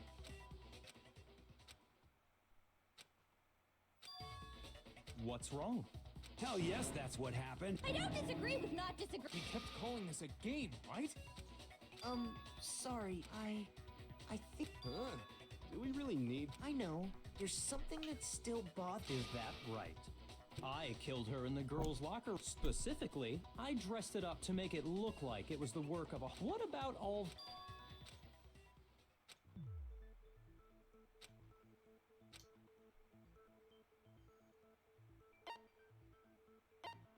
I got it! Scene of the crime. You say you killed Chihiro in the girls' locker room, right? But are you sure about that? Isn't it possible that the murder took place somewhere else? How disappointing. What kind of question is that? Even in the world of disappointments, this is a true letdown. She was found dead in the girls' locker room. There is absolutely no question about that. How could the scene of the crime have been anywhere else? Well, I think it's entirely possible, along with the rest of the murder scene. The rest of the murder scene? That was awfully specific. I believe I... For some reason, the crime scene Byakuya talked about this now. Maybe Byakuya never realized that the actual scene of the crime could have Hey! Don't just move on without permission! What do you mean she was killed somewhere else? Come on, Makoto. If there's any chance the murder took place... Yeah, the posters! Posters! Two locker room posters. I got it! The proof that she was killed somewhere else is... the poster that's hanging in each locker room. Your proof is some posters? The poster in the girls' locker room was a picture of a big-boobed supermodel. But don't you think that's kind of strange? Why would the girls' locker room have a poster like that? I bet those massive jugs of hers were totally fake! Oh boy. Meanwhile, the boys' locker room had a poster of the super popular boy band Tornado. Again, that doesn't really seem to belong in a boys' locker room. So you're saying that maybe the posters were switched? And there's one other thing I noticed about the locker rooms. You know what I'm talking about. The Right, carpets. Sakura? You're referring to my protein coffee, aren't you? Protein. While I was in the girls' locker room earlier, I spilled some protein coffee on the carpet. But I noticed that after the murder, the stain had been totally scrubbed away. It's not that the stain has been scrubbed away. It was moved. I got it! The stain on the girls' locker room carpet wasn't scrubbed away. In fact, I found it on the boys' locker room carpet. That's definitely the stain from my protein coffee. Then, does that mean that the carpets were switched too? But why would anyone do that? To move the murder scene from one locker room to the other. It's certainly plausible, don't you think? What? In other words, in order to completely swap the scene of the crime, the blood-stained poster and carpet were moved along with the dead body. By doing this, the killer was able to change the entire room where the murder took place. I can certainly follow your reasoning, but why would the culprit bother doing that? Huh? Why would they go to all that trouble of switching the scene of the crime? Actually, an even bigger question. If the murder did take place in the boys' locker room, then how did Chihiro get in the boys' locker room in the first place? To get into the locker rooms, you have to swipe your e-handbook across the card reader device. But Chihiro's handbook should have only allowed her access to the girls' locker room. I wonder what it could She be. had no way to get into the boys' locker room to begin with. No, she did have a way. I highly doubt that. Shut up! I'm telling you, I know. Yeah, the spare e-handbooks in the place. So Leon's. Is it really possible? Yes. Could Chihiro really have gotten into the boys' locker room somehow? Ah! I got it! She must have hacked her e-handbook. No. She was the ultimate programmer after all. I'm sure that would have been no problem for her. No, I don't think that's it. She used the thing that was in the main hall. Huh? What thing? I'm talking about Leon's handbook. Nope. No, that's wrong.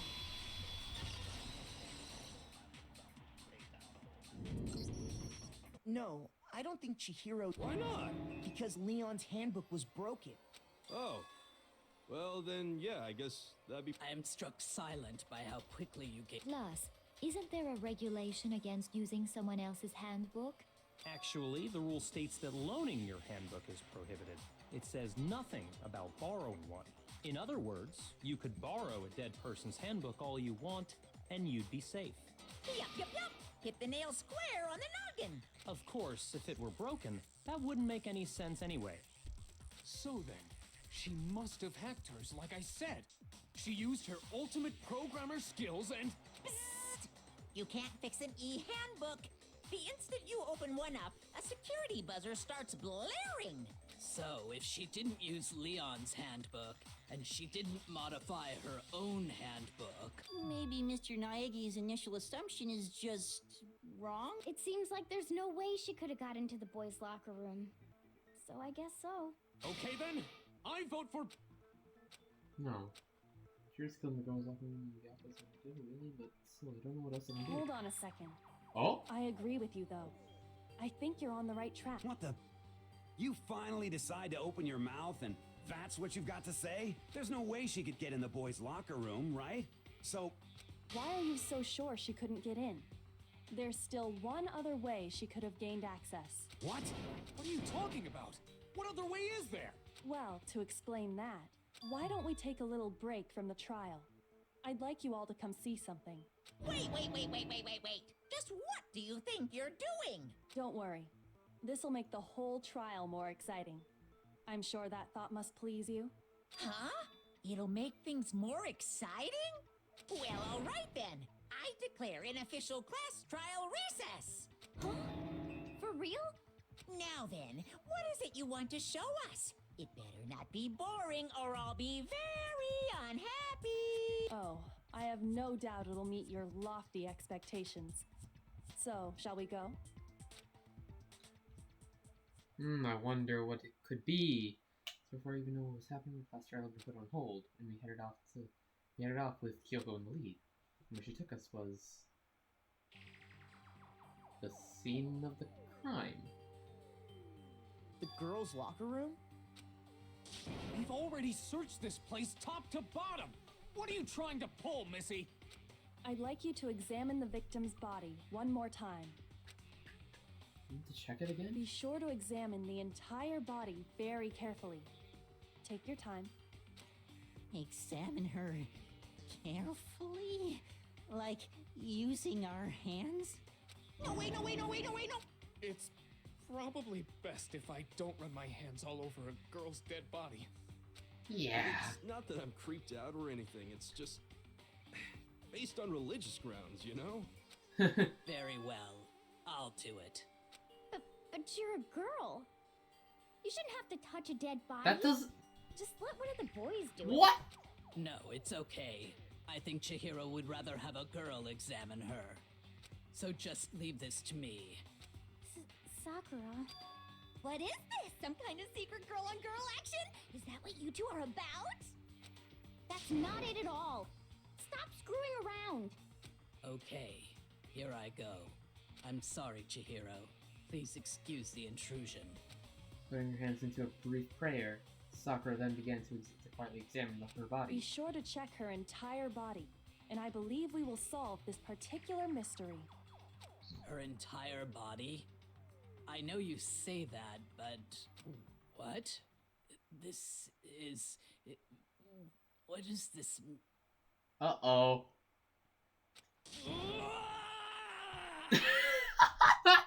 No! What Oh, is it? yeah. Yep. Not possible. It's not, Not possible. possible. Sakura's eyes were staring wildly at Chihiro's. This girl is Is what? a boy. Yep. I see. So she was actually a he. Interesting. Oh, Lord. Thank you for confirming this fact. What? You're joking, right? I wouldn't joke about this. Then it's really true? Oh, my Lord. Chihiro was a guy? Yep. Oh, what? You guys didn't know? Heck, I knew that right off the bat. Chihiro Fujisaki was totally a guy. He was a cross-dresser? Oh, I'm really on fire! I wish I had killed him! So that's what Kyoko wanted to show everyone, huh? Interesting. Yes, that certainly does make things much more Well, exciting. that explains how she got into the girls. I'm sorry, how he got into the boys' locker room. Now let's ride this wave of excitement back to the courtroom and get back to the trial. Ahem. I do apologize for keeping you waiting. Now then, let's resume the class trial. We've all just learned of the shocking revelation that Chihiro was actually a boy. Let's pick up from there. Yes, well, I don't know his reason for hiding it, but the fact is, Chihiro was not a girl, but a boy. To think Chihiro was actually a guy. I thought it never crossed my mind. And because the victim was male, he would have had no problem gaining access to the boys' locker room. Assuming his handbook did, in fact, list his gender as male, then yes, that would be true. Of course his handbook said he was a boy. He dressed like a girl, but he was a boy through and through. So then, there should be no issue with Makoto's initial assertion. The victim was killed in the boys' locker room, and was then later moved to the girls' locker room. And the killer could have easily used Sayaka or Junko's handbook to get into the girls' locker room. So Chihiro really was killed in the boys' locker room? I still don't understand the motive for moving the body, but yes, that does seem plausible. Well, I must admit, I did find it rather odd. I knew he felt a little off. There was a certain incongruity to his female body. This is the most titillating situation! So now everything has been connected. All the mysteries have finally become clear. Okay, well, connected or clear or whatever. We still. Very interesting. He's off in his own little world. What about you, Makoto? After everything we've learned, do you still think Byakuya's the killer? Well, without a doubt, Byakuya is the one that made Chihiro's death look like Genocide Jack did it. But I think he might not actually be the killer after all. What? But aren't you the one who accused him in the first place? He just seems to be too easygoing about all this. Like he's enjoying us solving the mystery.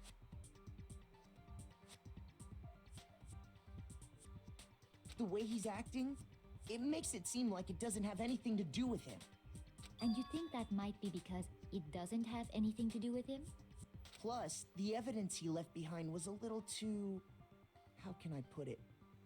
Overt. He consciously chose to use the extension cord, knowing it could connect him to the murder. At least, that's how I see it. And Byakuya, when you found out the murder took place in the boys' locker room, it seemed to rattle you. And then again when you found out Chihiro was actually a guy. If you really were the killer, that stuff wouldn't have had any effect on you. So that's your thinking, huh? Well, it bothers me that you don't have more concrete reasons, but it's fine. I guess I'll mark it as correct for the time being.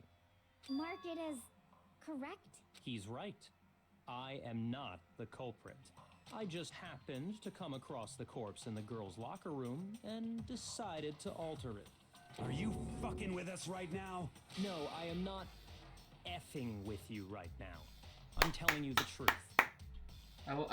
Okay. Respect for Byakuya, he does not want to say the F word. Keeping it clean. Well, I As find clean it as you can very get hard at to this. believe. At this rate. Go ahead. Find it very hard to believe. You're free to be executed along with the rest of us. If you're really telling the truth, then why? Why do you do that to his body? My reasons hardly matter right now.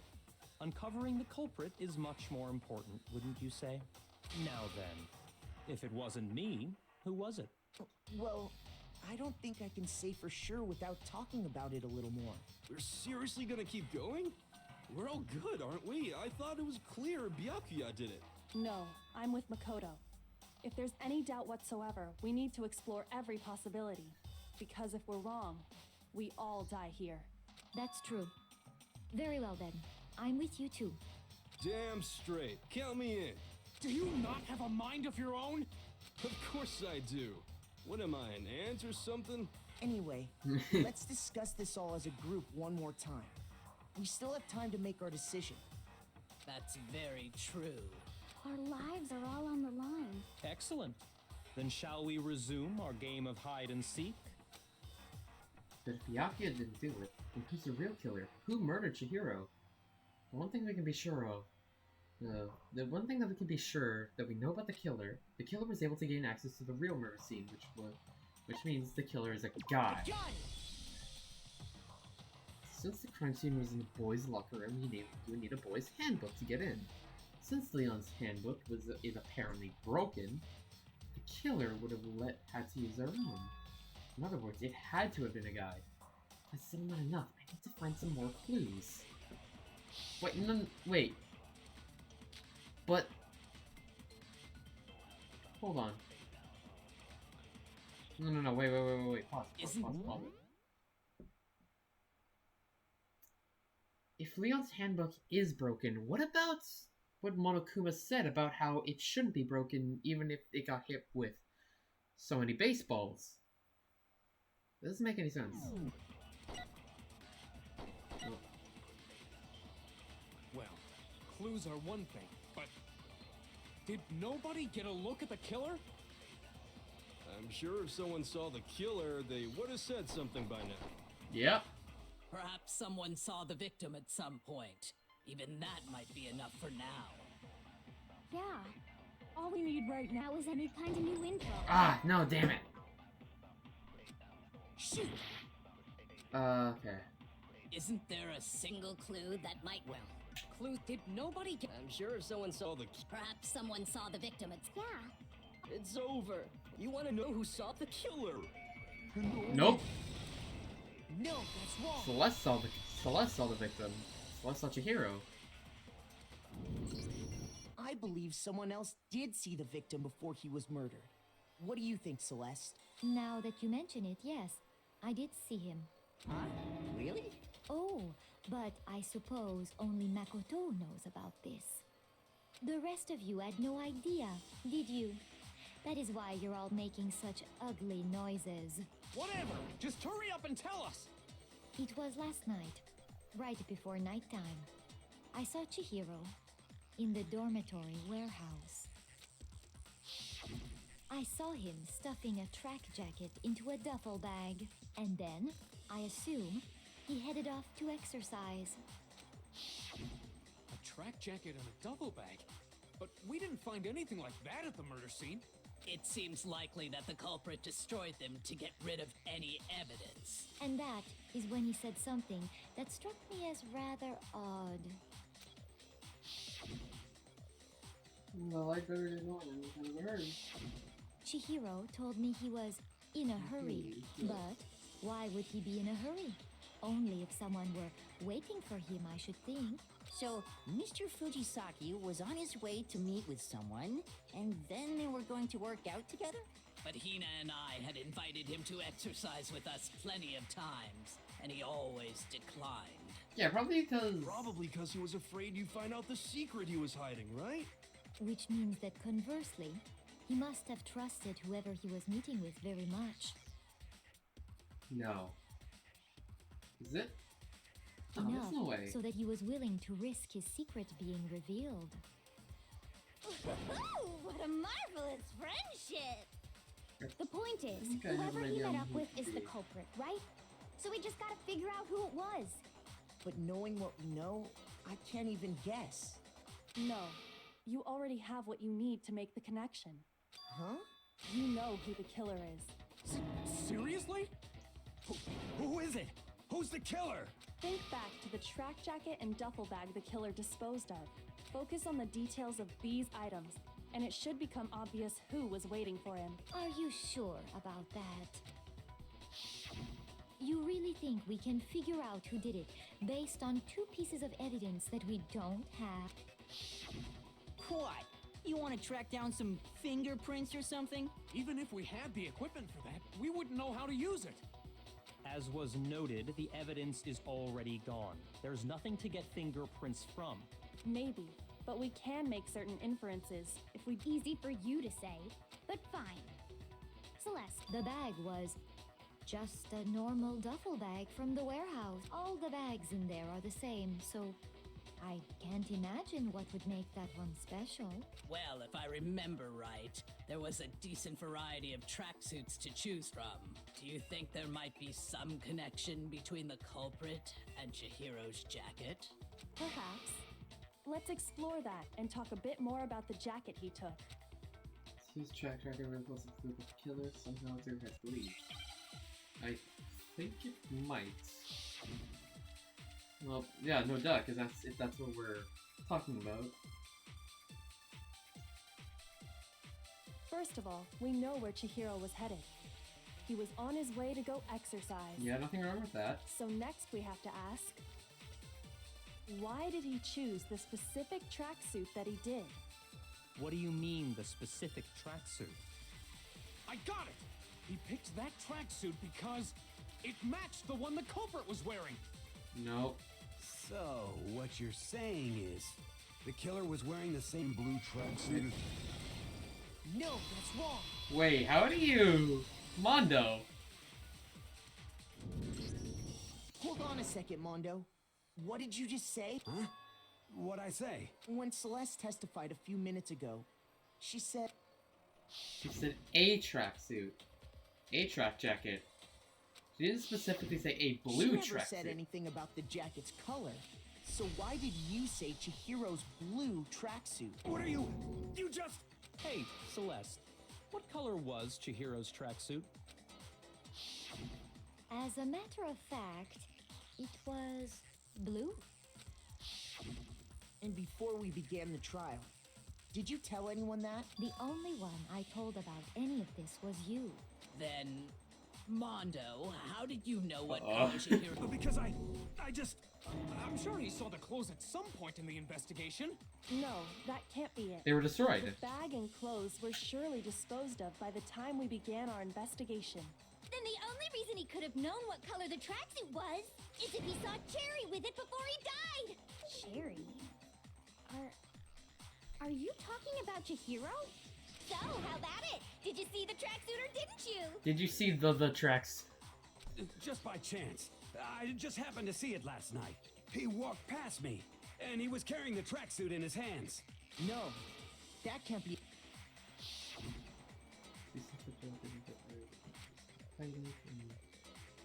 Yeah, it can't be it. When Celeste noticed it, Chihiro made a point of making sure the jacket was completely in the bag.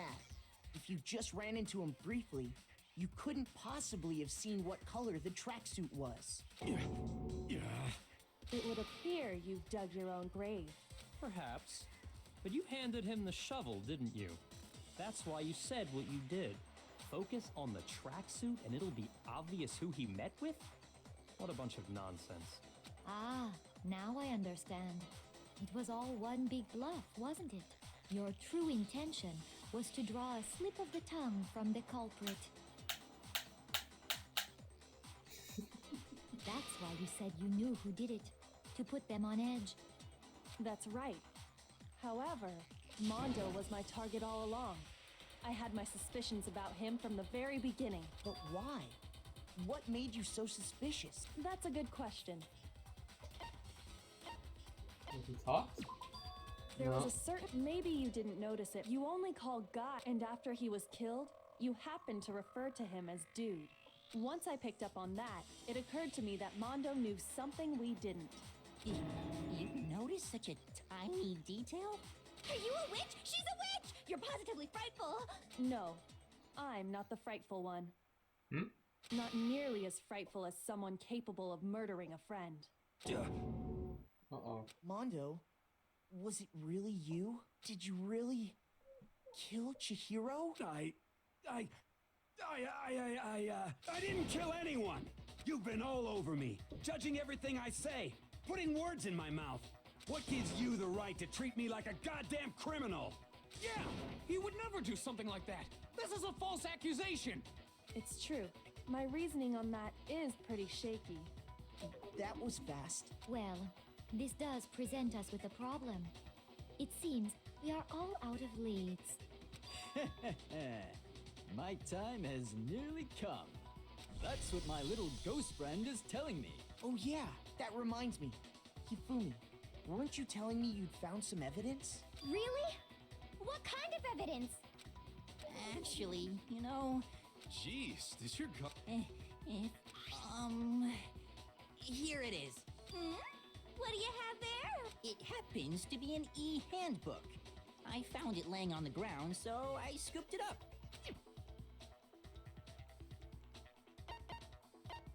I got it! We know Chihiro's handbook was missing from the scene of the crime, right? For a fact. For a fact indeed. I was totally sure I'd found. Then it must hold some clue about the culprit, right? Yeah. Well, that's what I was hoping. But it's busted. It won't even turn on. I imagine the culprit broke it to get rid of any evidence after the murder. That's odd.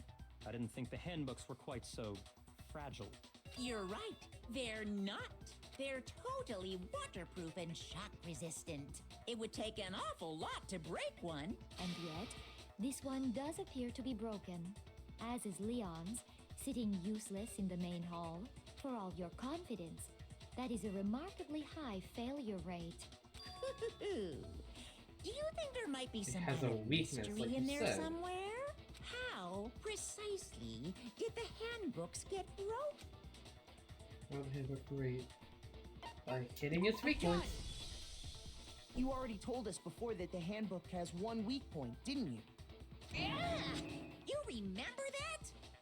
Sure, maybe I let that slip, but I never told anyone what the... But if the handbook is supposed to never break, and two of them broke in quick succession, Then we can only assume that someone's figured out its weakness. You know what the weakness is, right, Monokuma? Huh? You're asking me? I think it's a necessary piece of information if you want this to be a fair trial. But if I tell you, and someone else decides to copy it, that would be very not good. Just tell us already. Why would we want to break our own handbooks? Oh well, I have a weakness for pushy demands. But you're sure you won't follow their example? Then allow me to make a special announcement.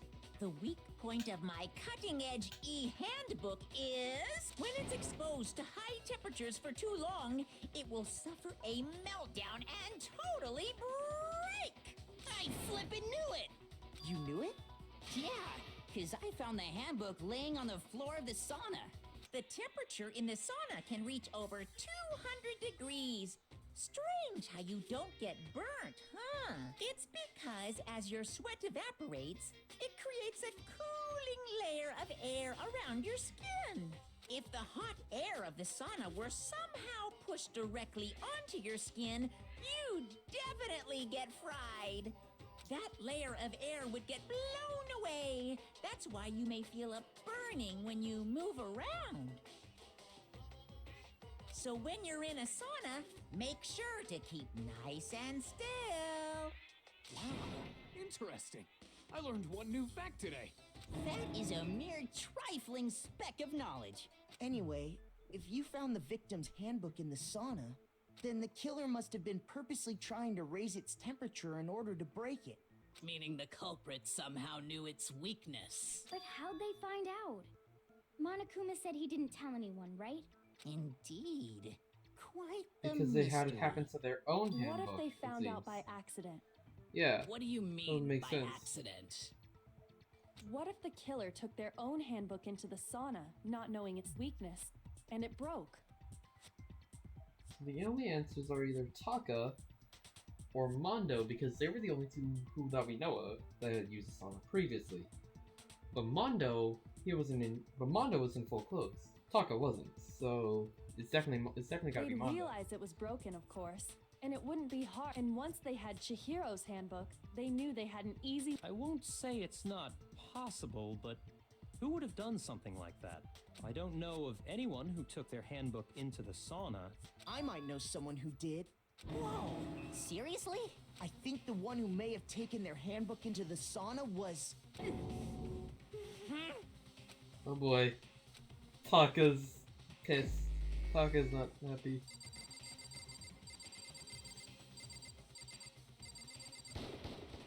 Here's my answer. Mondo, your handbook got broken in the sauna, didn't it? What? Why? Why do you keep accusing him? Mondo and Taka had an endurance contest in the sauna not too long ago, remember? And for the contest, Mondo just so happened to keep his school uniform on. But little did he realize, he'd also left his handbook in one of his uniform pockets. And when it was all over, Mondo discovered that taking your handbook into the sauna could easily destroy it. No, wait, hold on. You've got it all wrong. He would never kill. I don't accept this. Show me the proof. The actual solid proof. I don't want to believe it either, but I found something that proves it beyond a shadow of a doubt. Oh boy. Make your argument. I thought it was not Voltron, but I thought it was Voltron battle. It's the Broken Knee handbook. 100%. Let's test Makoto's assertion. If what he says is correct, then Mondo, you broke your own handbook. In other words, if Mondo's handbook is actually broken, then that proves that what Makoto said is right. Well, my goddamn handbook works just fine. Nope. No, that's wrong. No, that's wrong.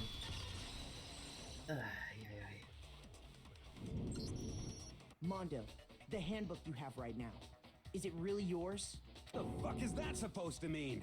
The broken handbook that was in the main hall, isn't that one actually yours? What the heck are you talking about? What I mean is, I think Mondo swapped his handbook out for one that actually works. I think he took Leon's handbook and replaced it with his own.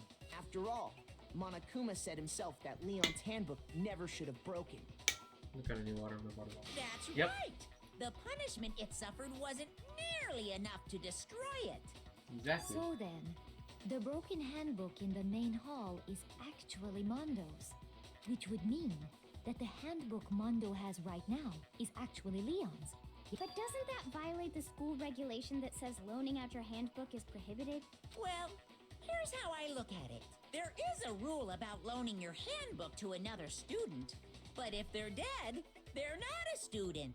It's kind of a gray area, I admit. But no worries. If anything, it just makes things more interesting. As such, I decree that exchanging handbooks with a corpse is not a violation of the rules. Yes, Well, of course. Mondo, if I'm wrong about this, you're welcome to say so. I'm happy to admit I made a mistake, but... Son of a bitch. What's wrong, bro? Come on, tell him he's wrong. You are wrong. You have to be wrong. Everything you just said is wrong. You made it all up. Okay, Then why don't we look back on this case one more time, from the beginning? That way, everything will become clear, and we'll all see if I was right or wrong. Alright, closing argument. Huh. That was a lot short. That was a lot quicker than I expected. So such a hero about the bag.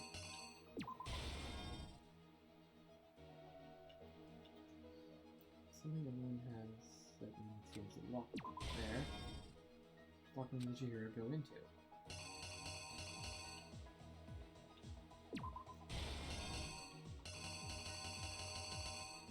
Yep.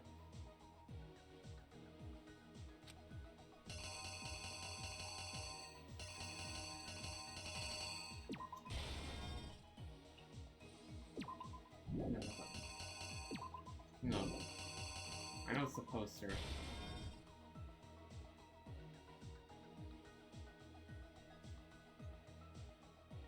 Search on the carpet as well as something else.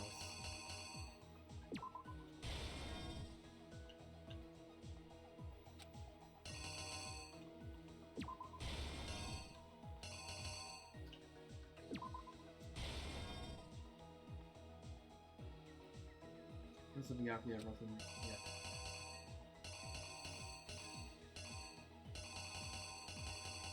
Where is it? There.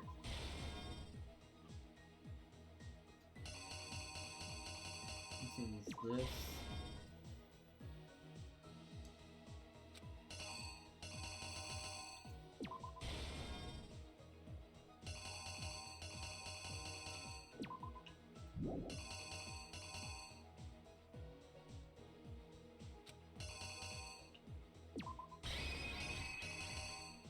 So this should be right.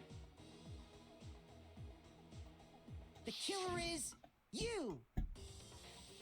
First, let's take a look back to before the incident. Last night, Celeste saw Chihiro in the warehouse, correct? At the time, she was apparently stuffing something into a duffel bag. That Okay, got that one something right. was a blue tracksuit. You can confirm this, right, Celeste?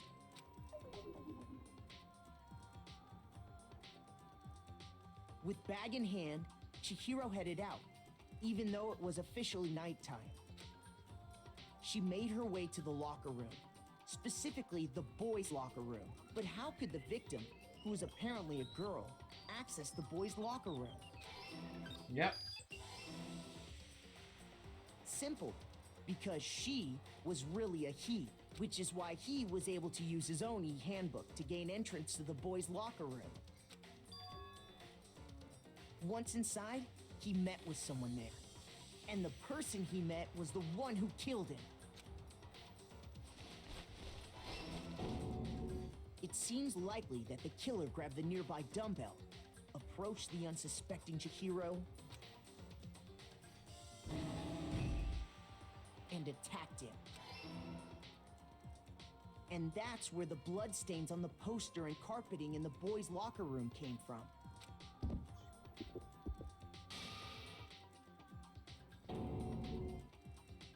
It was likely in the heat of the moment.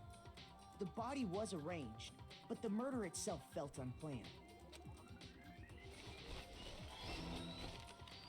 Which is why the killer hurried to try and hide the act. First, pulling up the bloodstained carpet, then removing the bloody poster, and finally carrying the corpse into the girls' locker room. A girl's handbook was necessary to get into the locker room, of course, but this alone doesn't prove that the killer was necessarily a girl. After all, Sayaka and Junko's handbooks had been placed in the main hall. Using one of those, a boy could get into the girls' locker room without much problem. Ah, damn it. The killer took something... Oh, it's a poster. There we go. That's exactly what happened. After all, using one of... Yeah, okay. And that's exactly how the killer did it. With the carpet and the poster they brought with them, they got to work. They changed the layout of the boys' and girls' locker room, in what you might call a crime scene switch. That could have been the end of things, but no. Byakuya discovered the body and decided to intervene in the situation, making things even more complicated. So, after stumbling on the crime scene, he went and grabbed the extension cord from the library, and then he got to work. He used the cord to string up Chihiro's lifeless body.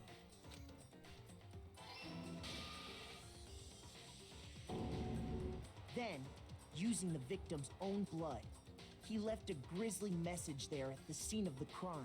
He wanted to create the illusion that Genocide Jack was responsible for the slaughter. And around the same time that Byakuya was putting together this facade, the killer, having already disposed of Chihiro's bag and other belongings, arrived at the sauna. There, they planned to destroy the last piece of evidence, Chihiro's handbook.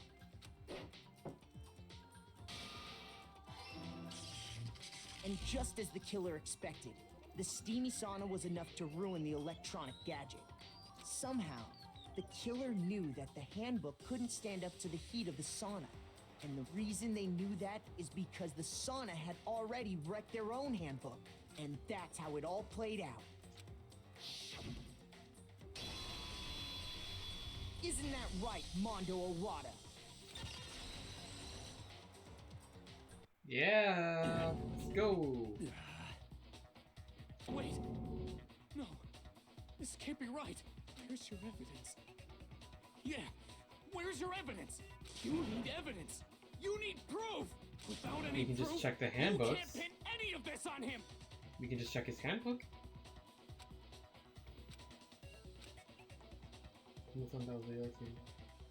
Yeah. Let's talk a little about Fever Time and Nega Time. Okay. During a bullet time battle, well, if you press the right bumper, Fever Time will activate and the tempo will be increased. Will be forced to its max. At this point, even if you push buttons at random, you won't miss. So you can press AY however you want to destroy the opponent's purple assault. But this only lasts until your focus gauge runs out, so make the best possible use of your time. Of course, it wouldn't be fair if only you got access to special time, right? So we've also prepared something called Nega time. I'm trying hard to not say the other word that your opponent can use. If the opponent activates Nega time during the bullet time battle, your tempo marker will disappear, making it quite a bit tougher to hit buttons in rhythm. If you would activate Fever Time at this point, no, never mind. I'm sure nothing would happen. I don't know what I was worried about. Unsurprisingly, if your action difficulty is set to gentle, the opponents won't use Nega time. Yeah.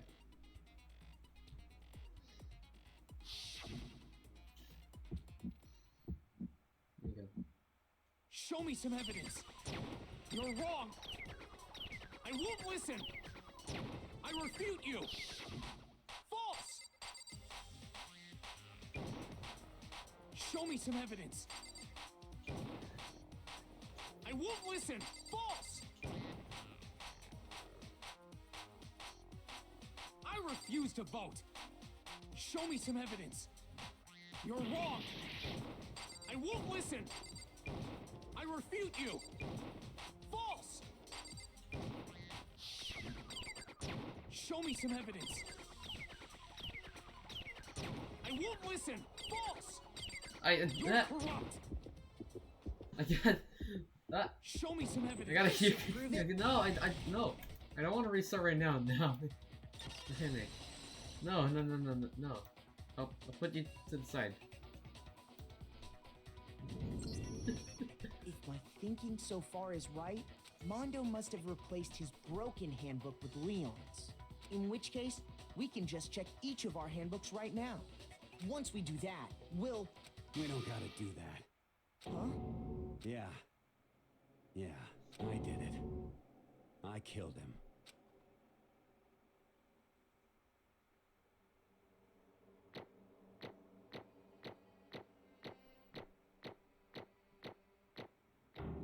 Boom. Nice. Bro, what are you saying? I got no choice, man. After hearing all that, I gotta just give up. Go ahead, Monokuma. Get it over with. Ask for the goddamn verdict. Roger that. Wait, hold on. No waiting. No time for the moment we've all been waiting boy. for. Grab your lever and give it a yank. Who will you elect as the Blackened this time around? Will you make the right choice or the dreadfully wrong one? What's it gonna be? What's it gonna be? Oh boy, I wonder who the culprit is.